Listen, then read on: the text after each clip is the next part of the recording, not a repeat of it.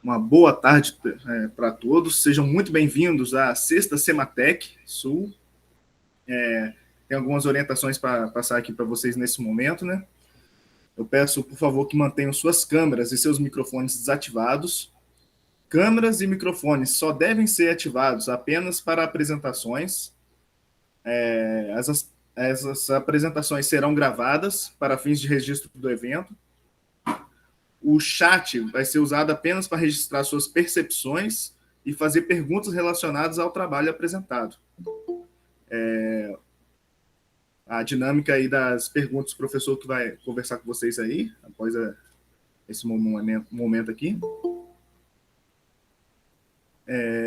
Utilizem o recurso levantar a mão, caso queiram pedir a fala, e aguardem.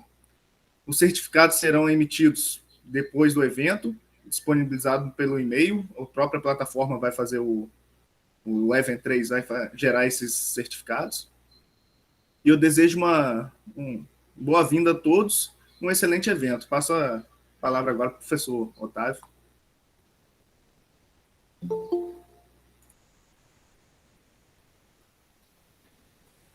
Fala, pessoal, tudo bem? Abri a câmera aqui um pouquinho, porque eu acredito que alguns de vocês me conhecem, né? Eu já fui professor de alguns aqui, outros nem tanto, ou nunca, né? Então, para vocês pelo menos darem uma imagem aí para essa pessoa que vai atrapalhar as tardes de vocês hoje e amanhã, beleza? Então, vou apagar aqui para não queimar a sala e tirar do ar. Tem disso também, né? Então, sejam bem-vindos, né? Esse minicurso surgiu de uma ideia, não, né? De um quase pedido reclamação que um ex-aluno meu fez do IF, né? Fez no Twitter, falando que estava muito complicado fazer o TCC e porque sentia um pouco de falta desse tipo de abordagem, né? De como do que de como de instruções básicas mesmo, né? De repente você se deparar com uma coisa que você nunca fez. E aí eu até falei com ele, eu falei, olha, se você puder, se eu puder te ajudar em alguma coisa, você me fala. Mas já que você está falando que isso é por uma perspectiva, né, institucional, vou aproveitar que vem aí o evento, né, a CEMEP, vou oferecer um mini curso, uma oficina que tenha isso como ponto, para a gente conversar um pouco, tirar dúvidas de vocês, né? Preparei um material também para apresentar para vocês, para a gente dialogar a partir desse tema, e com o objetivo mesmo de tornar esse monstro, né, que é o trabalho acadêmico, não só o TCC, mas o trabalho acadêmico como um todo, tornar esse monstro um pouco menos assustador, né, um pouco mais pragmático, porque basicamente é isso. O trabalho acadêmico é um trabalho de escrita pragmática, né, que tem um modelo, que tem uma forma, e é necessário, às vezes, seguir esses modelos, do que propriamente ser algo que precisa ser descoberto e redescoberto a cada vez que a gente vai fazer um artigo, uma resenha, um resumo, né, ou o próprio TCC. Tá? Então, a lógica desse curso é essa. Só por curiosidade, pelo menos ainda não chegou, mas a pessoa que praticamente me deu a ideia de fazer isso não veio. Então também já fica aí o registro para vocês não abandonarem o barco antes do TCC. Não sei nem se ele já formou também, né? Enfim, foi no início do ano. Bom, então esse foi o motivo, né? Alguns aqui já me conhecem. Eu sou o Otávio, sou professor no IF de Língua Portuguesa e Literatura. Já lecionei, né? E sou habilitado ainda a lecionar na pós-graduação do campus em ensino de ciência e matemática. Já lecionei a disciplina de metodologia científica, também já lecionei essa disciplina na física, né, na licenciatura em física. Então,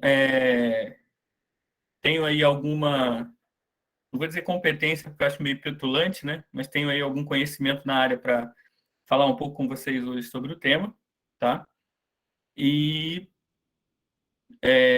nesses últimos anos aí das APNPs, eu estou um pouco afastado, tanto da pós quanto da licenciatura, porque quando houve aquela interrupção, aquela paralisação dos encontros presenciais, eu estava num semestre dando aula só no ensino médio, e a gente vem replicando esses horários, né, desde então, para manter a sequência lá das APNPs, né?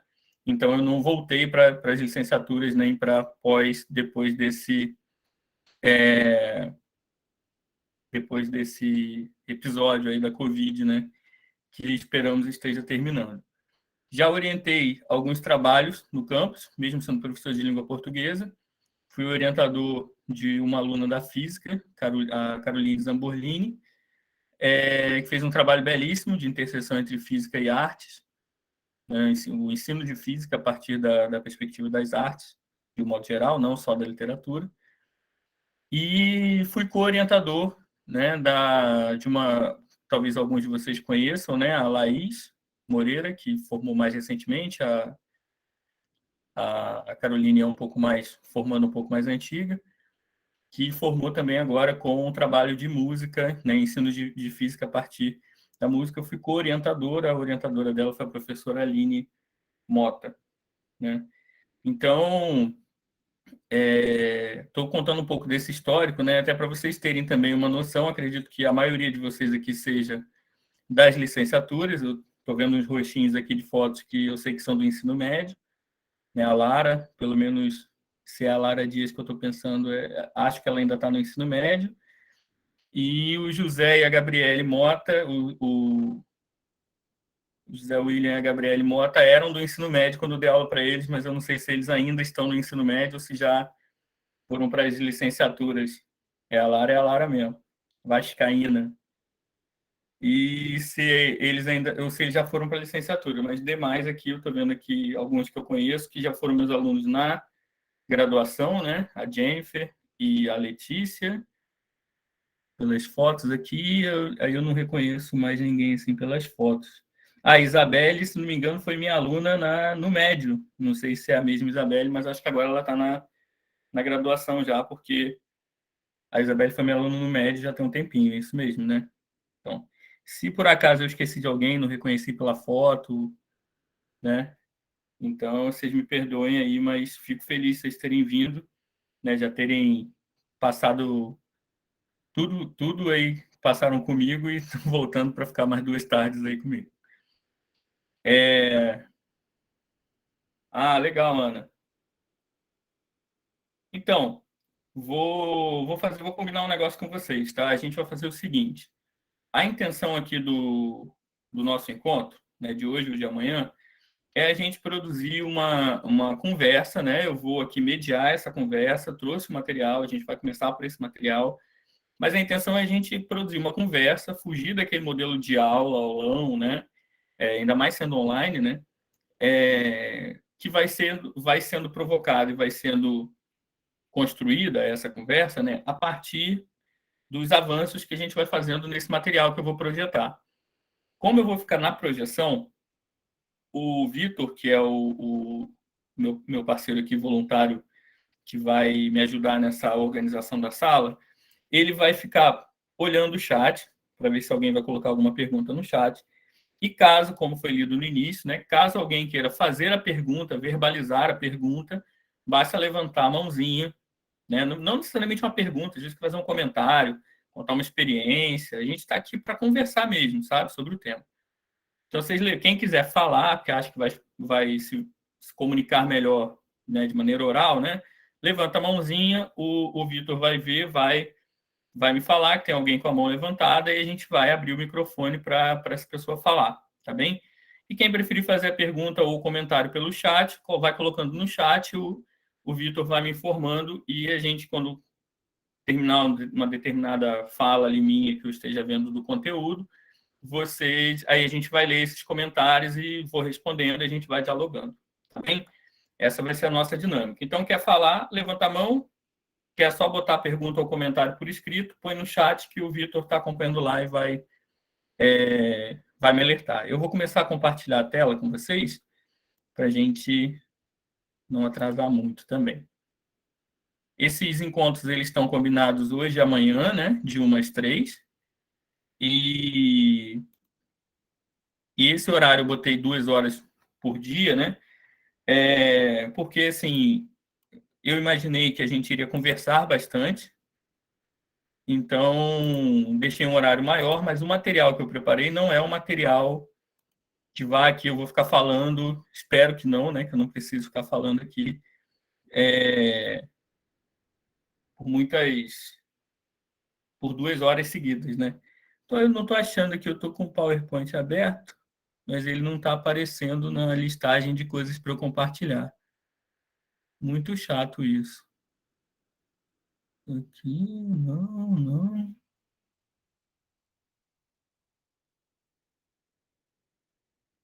Deveria aparecer na lista, né? Normalmente aparece, né? Agora apareceu. Bom, vejam aí se aparece aí para vocês. Ficou tela cheia agora? Perfeito, professor. Então, beleza, gente.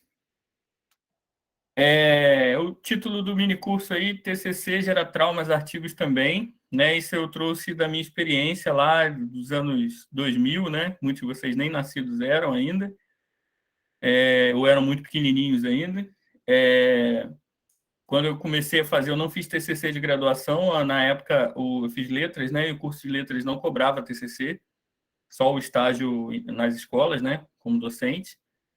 E aí eu fui começar a fazer esses trabalhos mais pesados assim, né? Já tinha escrito artigo, né? Por conta da iniciação científica na graduação, mas eu fui começar a fazer esses trabalhos mais pesados na especialização, depois no mestrado e no doutorado, né? O TCC da especialização, a dissertação do mestrado e a tese de doutorado. E na época era muito comum a gente ouvir essa expressão de que o TCC gera traumas, o mestrado gera traumas, o doutorado gera traumas, né?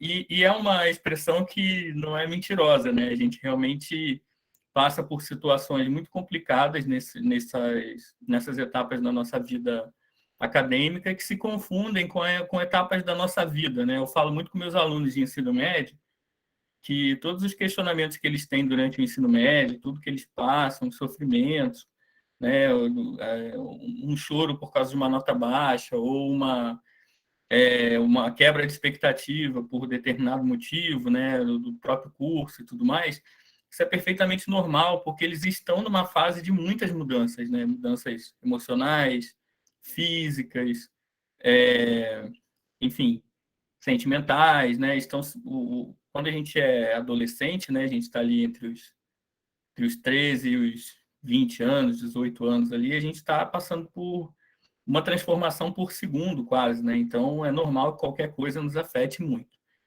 Mas os TCCs, né, de graduação, né, de especialização, e os artigos científicos, né, e os trabalhos mais pesados, dissertação e tese, elas vêm no momento da nossa vida em que, teoricamente, né, cronologicamente, a gente já deveria estar mais centrado, digamos assim, né? A gente já devia estar mais seguro de si para fazer determinadas coisas, tomar determinadas decisões. Só que, na prática, a gente sabe que não é assim, né? A nossa perspectiva de estudo, né, de composição de vida adulta e estudo e posteriormente trabalho, é uma perspectiva muito marcada por linhas temporais, né? Então, assim, o ideal é você se formar no ensino médio com 18, terminar a graduação com 23, fazer um mestrado até os 26, e com 30 você já ser doutor. Você tem uma régua de estudar direto, como se a pessoa fosse fazer só isso na vida, como se essa pessoa não precisasse trabalhar, como se essa pessoa tivesse escolhido essa maratona acadêmica para ela, né? E às vezes isso joga uma pressão, né, muito grande em cima de um jovem estudante que está saindo do ensino médio para escolher uma carreira de graduação, depois está brigando consigo mesmo dentro dessa graduação, em dúvida se ele abandona tudo e começa do zero, se ele se forma naquilo que ele já começou, e aí ele chega num TCC que, de repente, no final do curso, que de repente é sobre um tema e uma área que ele nem queria estar ali, né? E idem para os caminhos seguintes, porque ele se vê com o diploma na mão de, sou graduado, tenho curso superior, aí vai procurar emprego, não arruma, porque ele vê que os empregos que ele quer exigem mestrado, ele vai se meter num mestrado por uma exigência do mercado de trabalho, da área dele, né? Isso é muito comum para quem faz licenciatura, né? O diploma de licenciatura vale muito pouco sem os diplomas de mestrado, doutorado, enfim.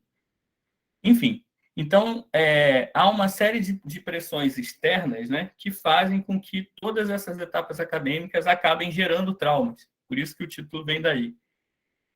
Eu não tenho nenhuma formação em psicologia, né, mas o que eu vou tentar fazer com vocês aqui ao longo desse curso, tanto hoje quanto amanhã, é mostrar como essas coisas aparentemente são mais simples do que elas parecem e que a gente não precisa, né, ficar esquentando nossa cabeça de uma maneira tão traumática, né, para usar o termo aí que está no título, quanto a gente faz em muitos casos, né? Então, a apresentação do título é essa. O artigos também é porque depois eu me liguei que alguém podia estar precisando do artigo, né? Não só do TCC, já teve a Ana Flávia, se não me engano, falou até aqui comigo no chat, que veio, já está no mestrado, mas que veio porque está tendo que escrever muitos artigos, está sentindo um pouco de dificuldade e tal, né? Então, vamos lá. Antes de entrar aqui na primeira tela, vou até sugerir a vocês, tem um material também aqui na CEMEP, da professora Solange Nascimento, também de língua portuguesa do campus, que está fazendo uma abordagem sobre escrita acadêmica, que é, como o próprio nome diz, né, é mais voltado para a escrita mesmo, da língua portuguesa. Então, é meio que complementar aqui, porque aqui o que a gente vai ver mais são termos e estrutura, né?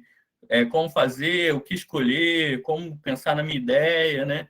Aqui a gente vai mais para o lado da estrutura, de como organizar o pensamento para chegar uma proposta de artigo científico ou de TCC, né, e tal. E nesse da professora Solange, não sei se é uma oficina ou um minicurso, vocês vão encontrar esse material mais sobre a escrita em si, né? A parte da língua portuguesa e também, se não me engano, com um pouco de ABNT. Esse da professora Solange, se não me engano, não é assim em tempo real como o nosso, ele já é gravado. Eu não sei se vocês conseguem o link, depois o Vitor pode informar para a gente aí se ele tiver alguma informação a mais, mas eu acho que é bastante complementar a esse, com os dois vocês ficam com uma proposta bem interessante. Então vamos lá. Por que tão sério? Por que essas coisas são levadas tão a sério, né? Por que isso é, é tão definidor assim da nossa capacidade ou não de ser alguma coisa, né? Da nossa capacidade ou não de concluir o curso, da nossa capacidade ou não de saber argumentar sobre um tema, né? Por que o TCC, principalmente, né? Mas o artigo científico também, trabalham com esse conceito de seriedade, né, e de pressão tão grande que acaba nos atingindo laboral, né, na escrita e psicologicamente. Então, vou ter algumas questões aí, algumas perguntas, que eu quero que vocês se sintam à vontade para a gente iniciar esse papo, respondendo para mim, se vocês quiserem aí no chat ou levantar a mãozinha, né, vou ter algumas perguntas que são perguntas abertas, vocês podem responder e falar o que vocês pensam, contar alguma experiência de vocês, para daí a gente partir dessa abordagem, né? Então, assim, por que os trabalhos acadêmicos nos assustam tanto? E eu botei trabalhos acadêmicos para envolver o TCC, para envolver o artigo, para envolver o resumo, a resenha, o fichamento, né? Relatórios, né? Qualquer tipo de trabalho que seja acadêmico. Por que eles assustam tanto a gente, né? Outra questão, por que tememos escrever sobre algo que estudamos com tanto afinco a ponto de escolher como tema de nossa pesquisa? Não sei se vocês já ouviram isso de algum orientador de vocês. É uma frase muito comum, né? Pelo menos era, de ouvir quando estava perto da defesa, né? Ou perto de uma apresentação num evento, que a gente fica nervoso, né? E aí o orientador ou a orientadora vira para a gente e fala assim: fica tranquilo, ninguém sabe mais disso do que você. Ninguém sabe mais sobre o seu trabalho do que você mesmo, né? Isso é uma pergunta que sempre me deixou, um comentário que sempre me deixou mais nervoso do que me acalmou, porque será que eu sei mesmo tudo isso que o meu orientador acha que eu sei, né, sobre o que eu estou pesquisando, né? Mas ao mesmo tempo, se eu não sei, por que eu estou pesquisando isso? se é um tema que não me deixa confortável, por que que eu escolhi esse tema, enfim. Outra questão, por que o texto acadêmico é tão diferente de como me comunico normalmente? Se eu sou um excelente comunicador, se eu consigo me expressar tão bem em língua portuguesa, se eu sou, que acontece muito na licenciatura, né? Eu sou um ótimo professor, as pessoas às vezes já dão aula e estão fazendo o curso de licenciatura para referendar isso com diploma, né? Se eu já sou um ótimo professor, meus alunos gostam muito de mim e tal, consigo transmitir os conteúdos de uma maneira muito dialógica, que os alunos gostam, né? Sou bem recebido, né, nessa parte comunicativa, por que que na hora de escrever o texto acadêmico eu me embolo tanto e não sai nada e parece que não anda, parece que eu sou a pessoa mais lesada do mundo, enfim, né? Essa terceira pergunta vai por esse caminho. E, por fim, por que que eu tenho que citar tanta gente se o texto é meu? Né? Esse é um outro ponto que sempre pega a gente no texto acadêmico, né? Por que que eu preciso dialogar com tantos autores? Por que que eu preciso trazer tantas perspectivas diferentes? Ler tantos artigos, tantos livros, né? Tantos capítulos de livro, enfim. Se no fim das contas a ideia é minha, do trabalho, o trabalho é meu, a escrita é minha, né? Por que que tem que ter tanta gente aqui dizendo o que eu já ia dizer? Esse é um outro ponto que a gente se pega perguntando às vezes também, geralmente com um pouquinho de raiva, quando o orientador ou a orientadora manda a gente ler mais um pouco, passa mais uns. Você sai de uma sessão de orientação com mais uns 20 livros, uns 30 artigos para ler e fichar e inserir no texto em algum momento, enfim.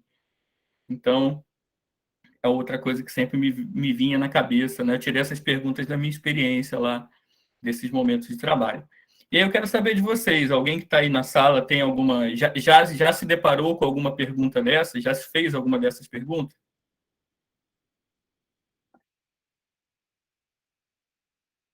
Vitor, me ajuda aí. Foi chat ou foi mãozinha? Mãozinha, o Emerson quer falar. Pode abrir o microfone para ele. Olá, boa tarde. Boa tarde. Eu acho que a primeira e a última questão, elas estão diretamente ligadas, porque na minha concepção, a produção acadêmica, o maior medo que o acadêmico tem ao produzir é ele trazer alguma coisa que não tem embasamento científico suficiente e que aquele seu trabalho não tenha relevância nenhuma. Então, acho que o maior medo do acadêmico em produzir é não trazer o embasamento necessário para que aquela pesquisa seja considerada relevante. Bom, como é seu nome? José Emerson. José,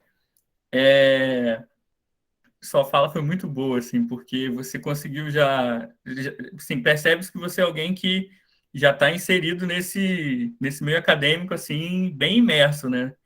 Porque você foi em dois pontos aí que você falou duas palavras muito importantes, embasamento e relevância, né?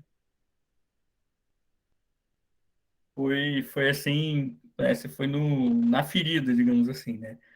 E eu concordo, obrigado pela sua contribuição, se você quiser falar mais alguma coisa, fica à vontade aí, mas eu concordo porque a lógica, né, do porquê que a gente tem que citar tanto, a gente vai chegar até mais à frente aí numa das telas seguintes aí, é justamente o conferir, né, sustentar, né, não a sustentabilidade, mas sustentar seus argumentos, fundamentar a sua hipótese, né, a sua proposta de abordagem. Então, trazer as outras vozes é isso que o José falou, né, é trazer relevância para aquilo que você está produzindo academicamente. Isso, para um artigo científico, então, é fundamental, porque a gente também vai explorar isso um pouco nas telas seguintes. O TCC geralmente, né, quase que sempre, é um trabalho de culminância de um curso. Então, ele é obrigatório, né? Ele é um pré-requisito para formar. Ele, para algumas pessoas que não querem ser pesquisadoras, né, ele é como se fosse fazer uma disciplina, né? E formou, acabou, você nunca mais vai mexer em mundo acadêmico, pesquisa e tal. Mas para quem quer seguir sendo pesquisador, fazer um mestrado, uma especialização, depois, quem sabe, um doutorado, né? A produção acadêmica é uma produção que não é para constar, né? É uma produção que tem que exarar, né? Transpirar aí alguma relevância para aquela área, né? Então, e esse é um dos principais motivos, como o José falou, pelos quais a gente cita tanta gente se o texto é nosso. A gente precisa demonstrar que aquela ideia que a gente teve, aquela hipótese que a gente construiu diante do problema, que aquilo faz sentido, e a gente só consegue fazer isso trazendo vozes que já comprovaram anteriormente, principalmente vozes de bastante importância, né, na área de pesquisa, né, na área de concentração ali, que já mostraram anteriormente que aquilo pode realmente fazer sentido, aquilo que a gente pensou. Então, essa primeira e a última pergunta, né, foi bem o que o José falou, estão interligadas porque a gente precisa disso para dar embasamento e relevância para o nosso trabalho. Mais alguém tem alguma perspectiva sobre outra dessas perguntas ou das mesmas e quer falar alguma coisa? Vou começar a chamar os nomes que eu conheço, hein? Vou falar um pouco aqui, professor, que eu acabei de passar aí pela apresentação do TCC. Claro. E É o Vitor, né? Isso, sou eu. Fábio. Então, que é igual qualquer prova, né? Você se sente acuado ali naquele momento, né? Igual tirar carteira. Você sabe de tudo, sabe todos os movimentos, mas na hora engasga. O TCC está muito envolvido nessa parte do psicológico, né? É sua prova final ali, orientador, banca. Então, isso aí também gera bastante ser julgado, medo, né? Hein, Vitor? Oi? É um ser julgado, né? Isso. Quando você faz uma prova só assim, você fez a prova você com você mesmo, entregou, o professor corrigiu em casa e te devolve, você sabe a nota, né? Ali não, ali você está sendo julgado por 3, 4 pessoas, às vezes, né? Publicamente, tem uma plateia. Parece que é uma sessão de humilhação, né? Às vezes. Vamos reunir uma galera aqui para sacanear o fulano ou a fulana ali na frente.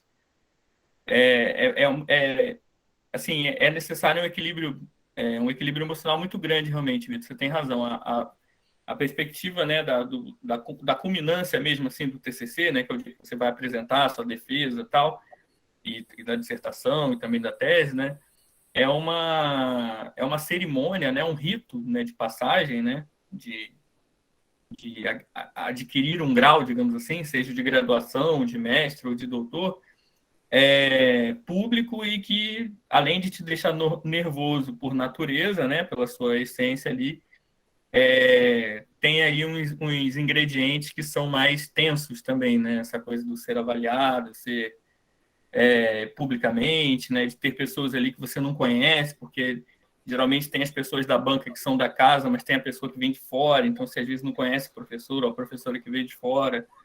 E, enfim, isso só vai aumentando a sua atenção. Aí você escuta as histórias dos colegas, de quem já foi, já passou por isso, enfim, é realmente complicado. Eu sei que tem... Oi? Sensação única. É único. Eu sei que tem algumas pessoas aqui que estão na reta disso, né? Eu acho que, se não me engano, a Jennifer e a Letícia estão prestes a defender o TCC na física, não é? Colocaram Isso. sim. Isso, né? Estão prestes a defender, já devem ter passado por qualificação, né? Então, não se assustem com essas histórias aí que a gente está contando. Tem um comentário aqui, professor. Pode falar. Da Gabriele Mota. Dá aquela sensação de que a sua vida inteira... Só um minuto. Sua vida inteira está em jogo nesses trabalhos acadêmicos. É isso aí. E olha que a Gabriele é uma das alunas mais inteligentes que eu já tive, viu? Se é a Gabriele que eu estou pensando, e eu acho que né? Que foi minha aluna no MED, pelo sobrenome. É uma das alunas mais inteligentes que eu já tive, mais seguras, mas mesmo assim dá essa pegada, né, Gabriele? A Bom Lara dia. Dias comentou: no meu caso, foi a segunda questão. Vieram me questionar por que eu faço pesquisa de ciências humanas se faço técnico de exatas, com a intenção de invalidar uma das duas coisas que eu faço.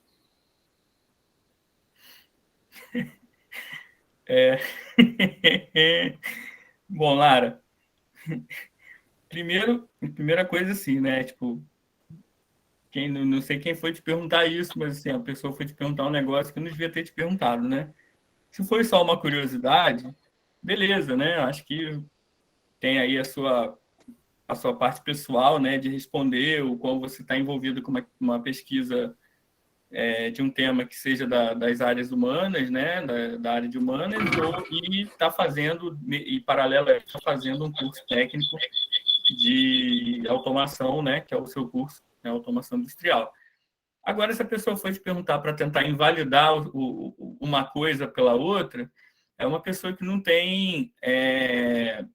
Que agora vou falar uma coisa que tomara que não tenha sido nem sua mãe nem seu pai, para você não ficar bravo comigo.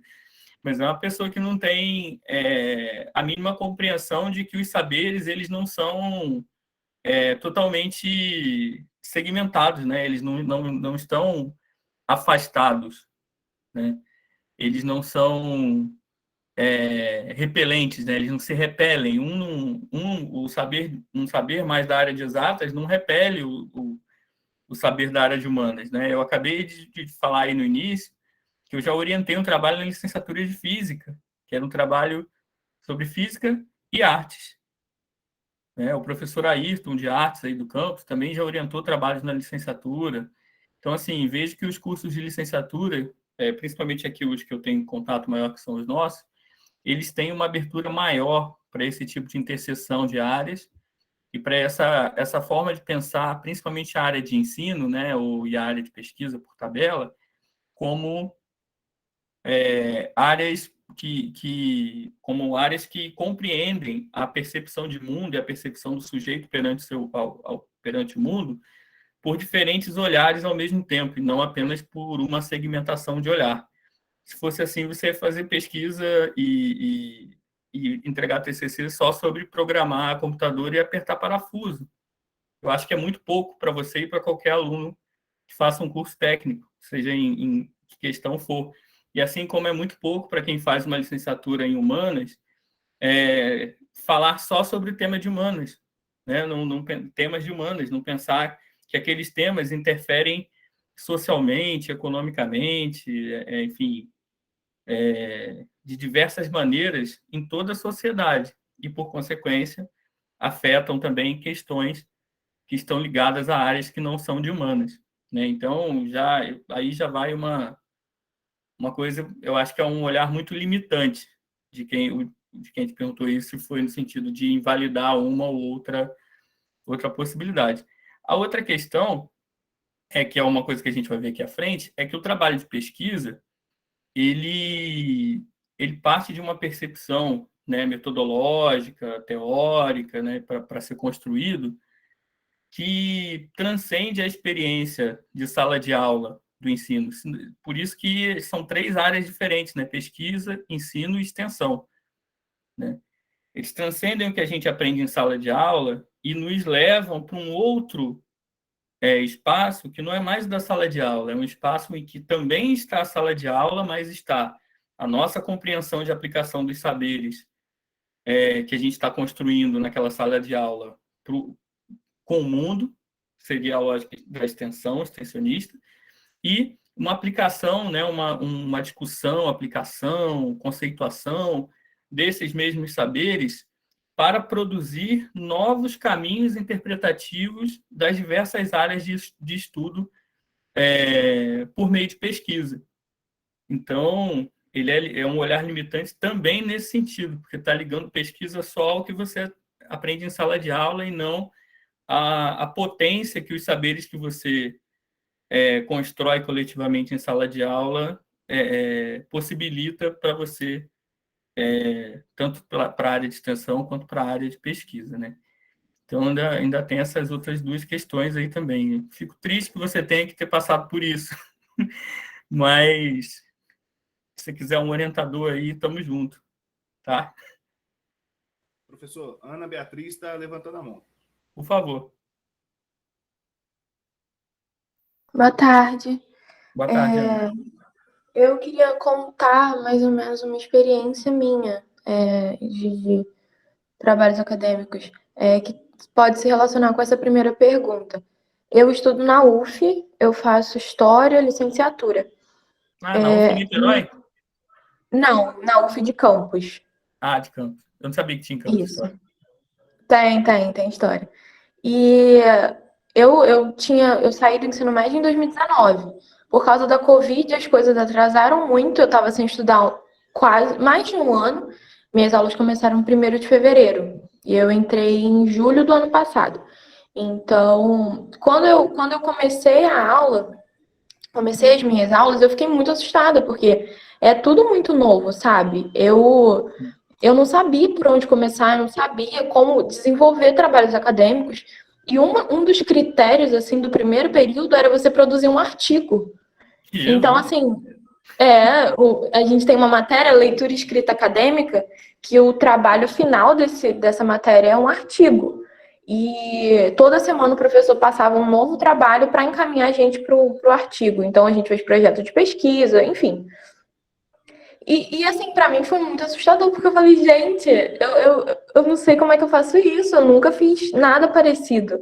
Essas referências que a gente tem que usar para fundamentar a nossa hipótese, a preocupação que você tem que ter com a sua escrita, com aquilo ser claro para quem for ler o texto, é muita preocupação. Eu acho que o primeiro choque é esse, sabe? Você ter que pensar de uma maneira que você nunca tinha pensado antes, a partir do momento que você entra na faculdade. E aí o meu primeiro período foi muito conturbado. Por causa disso, eu tive notas excelentes, mas na parte dessa matéria do artigo, eu não me senti segura o suficiente para entregar. Então, assim, segurança foi um ponto que me prejudicou a fazer o que eu precisava ser feito. E agora eu estou fazendo a matéria de novo para poder entregar um artigo. Só que agora eu estou no 3º período. Então já é mais tranquilo. Eu já fiz muitos outros trabalhos e agora eu me sinto mais confiante. Mas ainda assim é meio assustador. Você já tem uma prática da linguagem acadêmica agora, né? 2 períodos depois, você se sentiu mais confortável de voltar lá e fazer de novo. Sim, eu já escrevi ensaio, eu já fiz resenha, eu já fiz e muita coisa. E esse período eu tenho esse artigo e tenho um outro artigo da matéria de África para poder fazer. Então, eu me sinto mais confiante, mas ainda é meio assustador. Por isso que eu resolvi fazer um mini curso, inclusive, para saber se eu entendia melhor algumas coisas ou me sentia mais, perdendo um pouco dessa insegurança. Ah, que bom, né? Tomara que te ajude aí de alguma forma. Eu acho que o seu comentário tem a ver, a sua experiência tem a ver também com a terceira pergunta, né? Porque quando você fala dessa inadequação, né? Dessa inadequação que eu digo assim, você sai de uma realidade e cai em outra que é totalmente inadequada ao que você estava acostumada anteriormente, né? E aí isso vai direto também nessa forma de se expressar, né? Por escrito. Você tinha uma lógica de como eram seus trabalhos do ensino médio, do que você precisava fazer e tal, e que você cai de cabeça, ainda mais num cenário de ensino remoto, como foi, como está sendo ainda, né, por conta da Covid-19, você cai de cabeça numa experiência totalmente diferente e sem muitas boias para se segurar ali, né? Você vai tendo que ir nadando até chegar do outro lado sem muita ajuda, né? Porque você está sozinho ali, batendo cabeça, tentando pegar as coisas. Então, realmente, obrigado pelo seu relato, porque eu acho que isso a sua experiência é uma experiência que muitas pessoas passam e pela qual, né, muitas pessoas passam e passam às vezes em silêncio, sabe? Porque passam assim, eu tenho que fazer, então eu vou. Aquilo que eu até falei lá no início, né? A gente mesmo vai se colocando uma cobrança, vai sentindo cobrança de fora, do professor, dos pais, dos amigos e tal, e acaba fazendo, mas à custa de quê, né? De chegar no final, entregou o trabalho, conquistou aquele crédito lá com a pontuação que tenha sido, não importa. né? Mas venceu aquele crédito, mas a que custos emocionais e mentais, né? Que você teve que lidar durante esse tempo ali da disciplina, porque você não foi preparado, não teve uma aclimatação, digamos assim, né, para ser inserido nesse cenário acadêmico que é completamente diferente do cenário do ensino médio, né? Isso é muito complicado. E outra coisa também que eu não entendo muito na organização das grades, né, curriculares, não conheço todas, óbvio, mas conheço algumas, de ter essas disciplinas de textos acadêmicos no início, beleza, porque elas são disciplinas que vão te ajudar, em tese, deveriam te ajudar a fazer os trabalhos ao longo da faculdade, mas elas ficam muito distantes da escrita do TCC. E aí, quando vai chegando lá perto do TCC, tem uma disciplina, geralmente, de metodologia da pesquisa ou metodologia científica, que tenta dar conta em um semestre de te explicar o que é uma pesquisa científica a ponto de você gerar um TCC, né? O que não é uma coisa simples de se fazer, né? E que pode acabar, talvez, gerando ainda mais traumas, né? Porque você, de repente, está ali com um professor que está ensinando um jeito de fazer, e quando chega na hora que você encontra o seu orientador mais à frente lá, que te designa um orientador, esse orientador quer que você faça de um jeito completamente diferente do que foi ensinado no próprio curso. Então, isso é um outro ponto, que é uma coisa até que eu falo muito aqui das nossas licenciaturas, e principalmente da pós, né, graduação, que a nossa pós é ensino de ciências e matemática, e às vezes eu vou lá dar aula e eu fico muito nervoso, porque assim, eu vou explicar conceitos de pesquisa, mas se um aluno de biologia me perguntar como que ele documenta uma pesquisa em laboratório, com experimento, eu fiz letras, sabe? Eu não fiz biologia. Então, acho que sempre precisa ter esse olhar da área mais ali específica, junto com a apresentação desses conceitos de metodologia, de fundamentação, né, de organização do trabalho, o que é um projeto e tal, porque senão a gente acaba passando pela experiência também como docente, né, de trabalhar os conceitos pelo nosso olhar, e aí quando chega na hora de aplicar no TCC ou no artigo, chega um professor que é específico da área, ou de física, ou de matemática, ou de biologia, ou de história, fala assim, não, isso aí na história não funciona, isso aí na matemática não funciona, tem que ser desse jeito aqui. E aí você tem que aprender do zero de novo, porque a disciplina que você tinha na grade mais atrapalhou do que ajudou. Então isso é uma coisa que eu acho que todos os cursos deveriam repensar, enfim, para isso ser menos traumático. Bom, vou pular essa tela então. Se alguém tem mais alguma coisa que queira falar? Comentário aqui, professor. Sim. Acho que a melhor preparação para o TCC é fazer uma iniciação científica antes. A iniciação científica te acostuma com o ritmo da pesquisa acadêmica e com a escrita. E o pessoal está comentando em cima. Isso é verdade. Eu não vou dizer que é a melhor preparação, mas é uma boa preparação. Principalmente porque não é só pelo ritmo tal, que é importante, mas assim, porque quando você faz uma IC, né, uma pesquisa ainda na graduação, você já está demonstrando ser inclinado, né, estar inclinado ou inclinada a seguir uma carreira acadêmica. E aí fica mais fácil, quando chega lá na hora do TCC ou até de um mestrado, você escrever o seu projeto, delimitar seu tema, né, entender o que é problema e hipótese, porque você já vem fazendo isso ao longo dos anos. Então, o seu trabalho maior vai ser produzir um texto mais encorpado, né, com mais páginas, mas o cerne ali do trabalho científico você já vai ter da prática da iniciação científica, né, realmente. Aí entram os problemas, né, tipo, nem todo mundo consegue ter iniciação científica, porque são poucas linhas de iniciação científica nas universidades, né?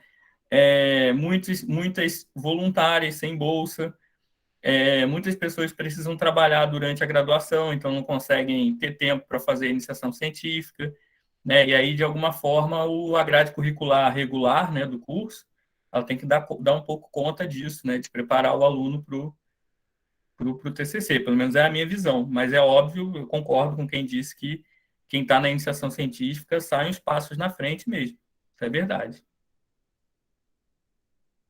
Mais algum comentário aí, Vitor? O pessoal está comentando agora em cima desse post, né? A Clarissa Pires colocou, nem precisa ser literalmente a iniciação científica. Pode ser o PIBID, PIBIT, pesquisa da FAPERJ, que também segue a mesma lógica. Mas todos sei lá, essas abreviações citadas aí, né? PIBID, a própria residência, que é mais de prática de ensino do que de pesquisa, mas que você tem que fazer relatório depois e tal, FAPERJ, tudo isso é iniciação científica em um determinado ponto, né? A residência é o que menos né? Porque a residência é muito mais voltada para ação de ensino mesmo, né? Mas mesmo assim ainda gera algumas coisas de pesquisa, né? Inclusive pode gerar o tema do seu TCC, né? Você faz a residência numa escola e desenvolve alguma atividade com uma turma, e aí você percebe alguma coisa, ali você tem um insight do seu tema e depois você já usa até aqueles dados que você coletou da sua experiência, né? Faz um relato de experiência, né? Um estudo de caso, né? A gente vai ver mais à frente o que são essas coisas. E aí já ajuda indiretamente também, né? Já até adianta, de repente, algumas partes. Mas tudo isso também é iniciação, né? FAPERJ é iniciação, né? Tem muitos alunos do ensino médio que fazem os Jovens Talentos da FAPERJ, é uma iniciação científica no ensino médio. Quem faz isso já entra na graduação com uma experiência sobre o texto acadêmico, né? Que é interessante, sobre ir a congresso, apresentar trabalho em congresso, enfim, realmente. Gente, eu vou pular a tela, porque a hora está indo. Eu queria pelo menos terminar essa apresentação de hoje com vocês sem correr muito. Mas se não der, tem amanhã também. Vocês podem continuar falando aí e o Vitor vai me chamando quando tiver algum outro comentário, tá? Bom, então saímos dessas perguntas e vamos para essa aqui. Por que eu faço TCC e escrevo artigos se eu nem queria? Aquilo que a gente falou, né? Os trabalhos de conclusão de curso, não vou ficar lendo o slide aqui, né? No nível superior, eles são praticamente obrigatórios, né? Eles são pré-requisitos para a sua formatura, para você concluir o curso. Então, se você não fizer, não apresentar seu TCC, não defender, né? Tem curso que você só entrega o TCC, tem curso que você tem que defender o TCC com banca, né? Se você não faz isso, você não vai se formar, né? Você fica com esse crédito em aberto e você não consegue concluir a sua graduação, licenciatura, graduação, enfim. Já os artigos científicos, né? Eles são textos que são produtos, né? Que são resultados, né, parciais ou total de uma pesquisa que já se concluiu ou que está em andamento. Então, o que o artigo científico ele pressupõe? Ele pressupõe que você quer escrever ele. Né? Porque se você entrou, como a Clarice comentou, né? Teve alguém que falou isso, né? Se você entrou numa bolsa de iniciação científica na graduação no médio, você se predispôs, né? Você entrou sabendo, você assina até um termo de compromisso ali, né? Entrou sabendo que você está indo ali produzir pesquisa ou participar da produção de uma pesquisa, né? E a partir do momento que você está fazendo isso, você se compromete a apresentar trabalhos em congresso, seja em pôster ou em comunicação, né? Você está se propondo a escrever artigos científicos ou participar da escrita de artigos científicos com a sua equipe, né?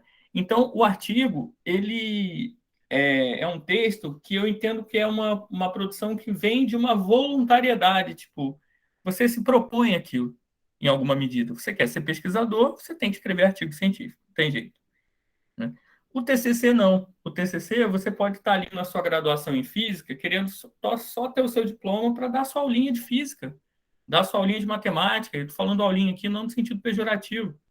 Aulinha no sentido carinhoso mesmo. Você quer ser professor, sala de aula, conversar com aluno, chão de escola mesmo, tal, não quer fazer pesquisa, nada. Mas você se depara com um trabalho científico mais longo, de um pouco mais de fôlego, que você é obrigado a entregar, senão você não consegue esse diploma. Então, são duas coisas que têm pesos diferentes. E como isso se equilibra, né, dentro dessa lógica da pesquisa? Por não ser um trabalho necessariamente de ingresso ou de confirmação de uma carreira acadêmica, um TCC de graduação, até mesmo de especialização, alguns cursos técnicos de ensino médio têm TCC também, né? Ele não trabalha com a ideia de ineditismo, ou seja, você não precisa pensar perceber um problema e desenvolver uma hipótese para esse problema que seja inédita, que seja inovadora, que vá revolucionar o mundo, né? Inclusive, quando você tem uma ideia que tem esse caminho e na graduação, e você apresenta isso para o seu orientador, dizendo, olha, quero fazer isso aqui e tal, é comum que os orientadores falem assim, não gasta isso no seu TCC da graduação, guarda isso para o mestrado, guarda isso para um doutorado mais à frente, né, para fazer uma pesquisa maior. Porque o TCC, além de não exigir o ineditismo, ele só quer confirmar que você consegue articular e desenvolver, né, os conteúdos que você construiu ao longo da sua formação em forma de um trabalho científico básico. Então, você pode pegar um tema que já foi discutido N vezes, né, rediscutir esse tema, falar de uma experiência sua, né, e aí pode ser do estágio, do PIBID, da residência, né? Você pode ter lido um caso que você achou muito interessante, né? De um caso da área de física, ou de matemática, ou de história, ou de língua portuguesa. Vai lá fazer um estudo de caso curto ali, né? Para apontar determinadas situações que aconteceram. Então, o que importa ali é você mostrar competência na organização do texto acadêmico, sabendo ser coerente com os conteúdos que você construiu ao longo do seu curso. O TCC é basicamente isso. Você não precisa inovar, inventar, né, pesquisar muita coisa. O TCC é um trabalho tiro curto, digamos assim, né? Já os artigos, né, como eu falei antes, além dessa ideia do você estar ali porque você quer, né, em algum momento você quis, mesmo que você não queira mais, né, em algum momento você quis, você está falando de uma pesquisa que geralmente ela está em andamento, né? Porque as pesquisas maiores elas não terminam, elas vão se desdobrando, né?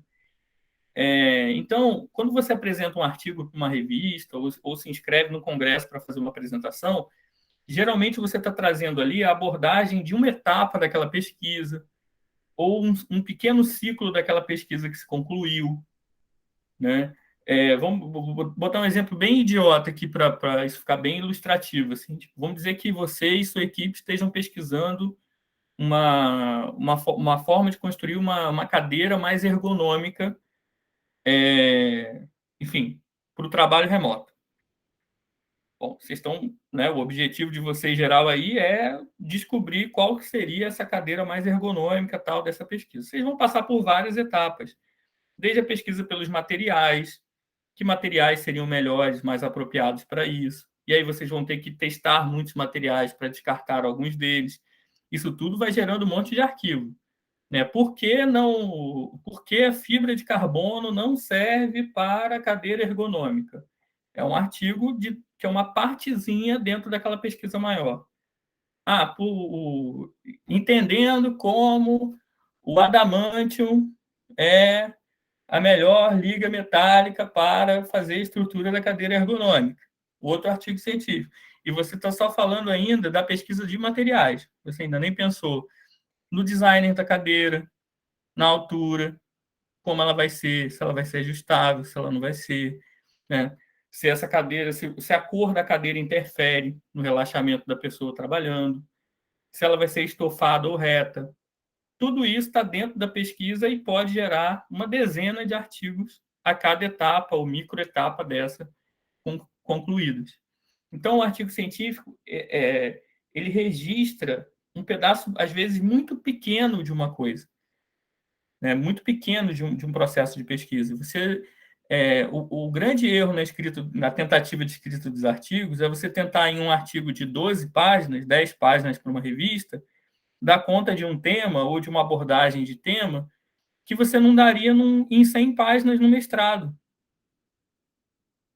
o artigo precisa ser um recorte, mas um recorte de verdade, né? Ele tem que ser curto. Ele te demanda menos fôlego de escrita, logo, ele te demanda menos coisas para discutir. Se você encher um artigo de pontos de discussão, o artigo vai ficar sem sentido, incompleto, porque nenhuma dessas discussões vai se encerrar dentro do limite de páginas que você tem, né? E você ainda vai queimar um monte de cartucho seu de pesquisa, fazendo um artigo todo desengonçado, meio sem pé nem cabeça, e que não apresenta nada de forma clara para os outros pesquisadores da área. E aí vem uma outra questão que também, a meu ver, diferencia o TCC do artigo. O TCC é um trabalho, como ele é obrigatório, quase sempre é um trabalho daqueles que a gente diz assim, que ficam meio que engavetados, porque você é aprovado, né? Você entrega sua cópia para a biblioteca, tal, mas dificilmente alguém publica um TCC. Quando há essa publicação do TCC, geralmente ele é transformado em artigo. Você pega ali tudo que você fez lá em 40, 50, 60 páginas do TCC e transforma num artigo de 20, dependendo da revista científica, né? Você reduz. E aí publica como artigo. Por quê? Porque o TCC, como eu falei, é um trabalho que é obrigatório, ou seja, ele precisa constar na sua formação. Então, ele não é um trabalho que vai ser, como o José disse no início lá, né? É um trabalho que a comunidade acadêmica vai entender como relevante para ser consultado. A comunidade acadêmica vai dar muito mais importância a artigos científicos publicados em revistas científicas, né, referendadas pelo sistema Qualis da CAPES, né, do que propriamente ir num banco de dados de TCC e pesquisar lá os TCCs que foram entregues sobre aquele tema. Porque o artigo vai ter muito mais relevância científica do que um TCC, na grande maioria das vezes. Tá?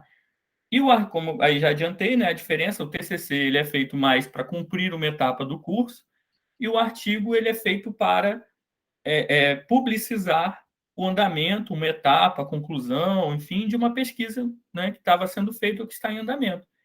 E a partir desse momento, esse artigo ele ganha relevância. Você está publicando um artigo para comunicar à comunidade acadêmica, principalmente da sua área ali onde você está inserido, que você está fazendo uma determinada pesquisa e que aquela pesquisa está nesse ponto, ou passou por esse ponto, ou chegou a esse ponto. E aí você informa isso para a sua comunidade. Né? Então, eles também têm objetivos diferentes, que faz também com que a escrita deles seja razoavelmente diferente. Alguma dúvida com relação a isso aí? Vocês queiram perguntar antes de eu passar?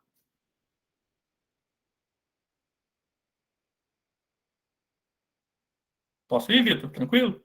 Pode seguir. Bom, tá bom, entendi. Então não tem como fugir do TCC. Não tem. Quem está num curso de licenciatura, de graduação, bacharelado, que tem isso como obrigatoriedade, você vai ter que fazer um TCC, não tem jeito. Né? Então, o nosso encontro de hoje, a partir de agora, ele vai ficar voltado mais para o TCC. Amanhã a gente vai falar mais do artigo científico. Tá?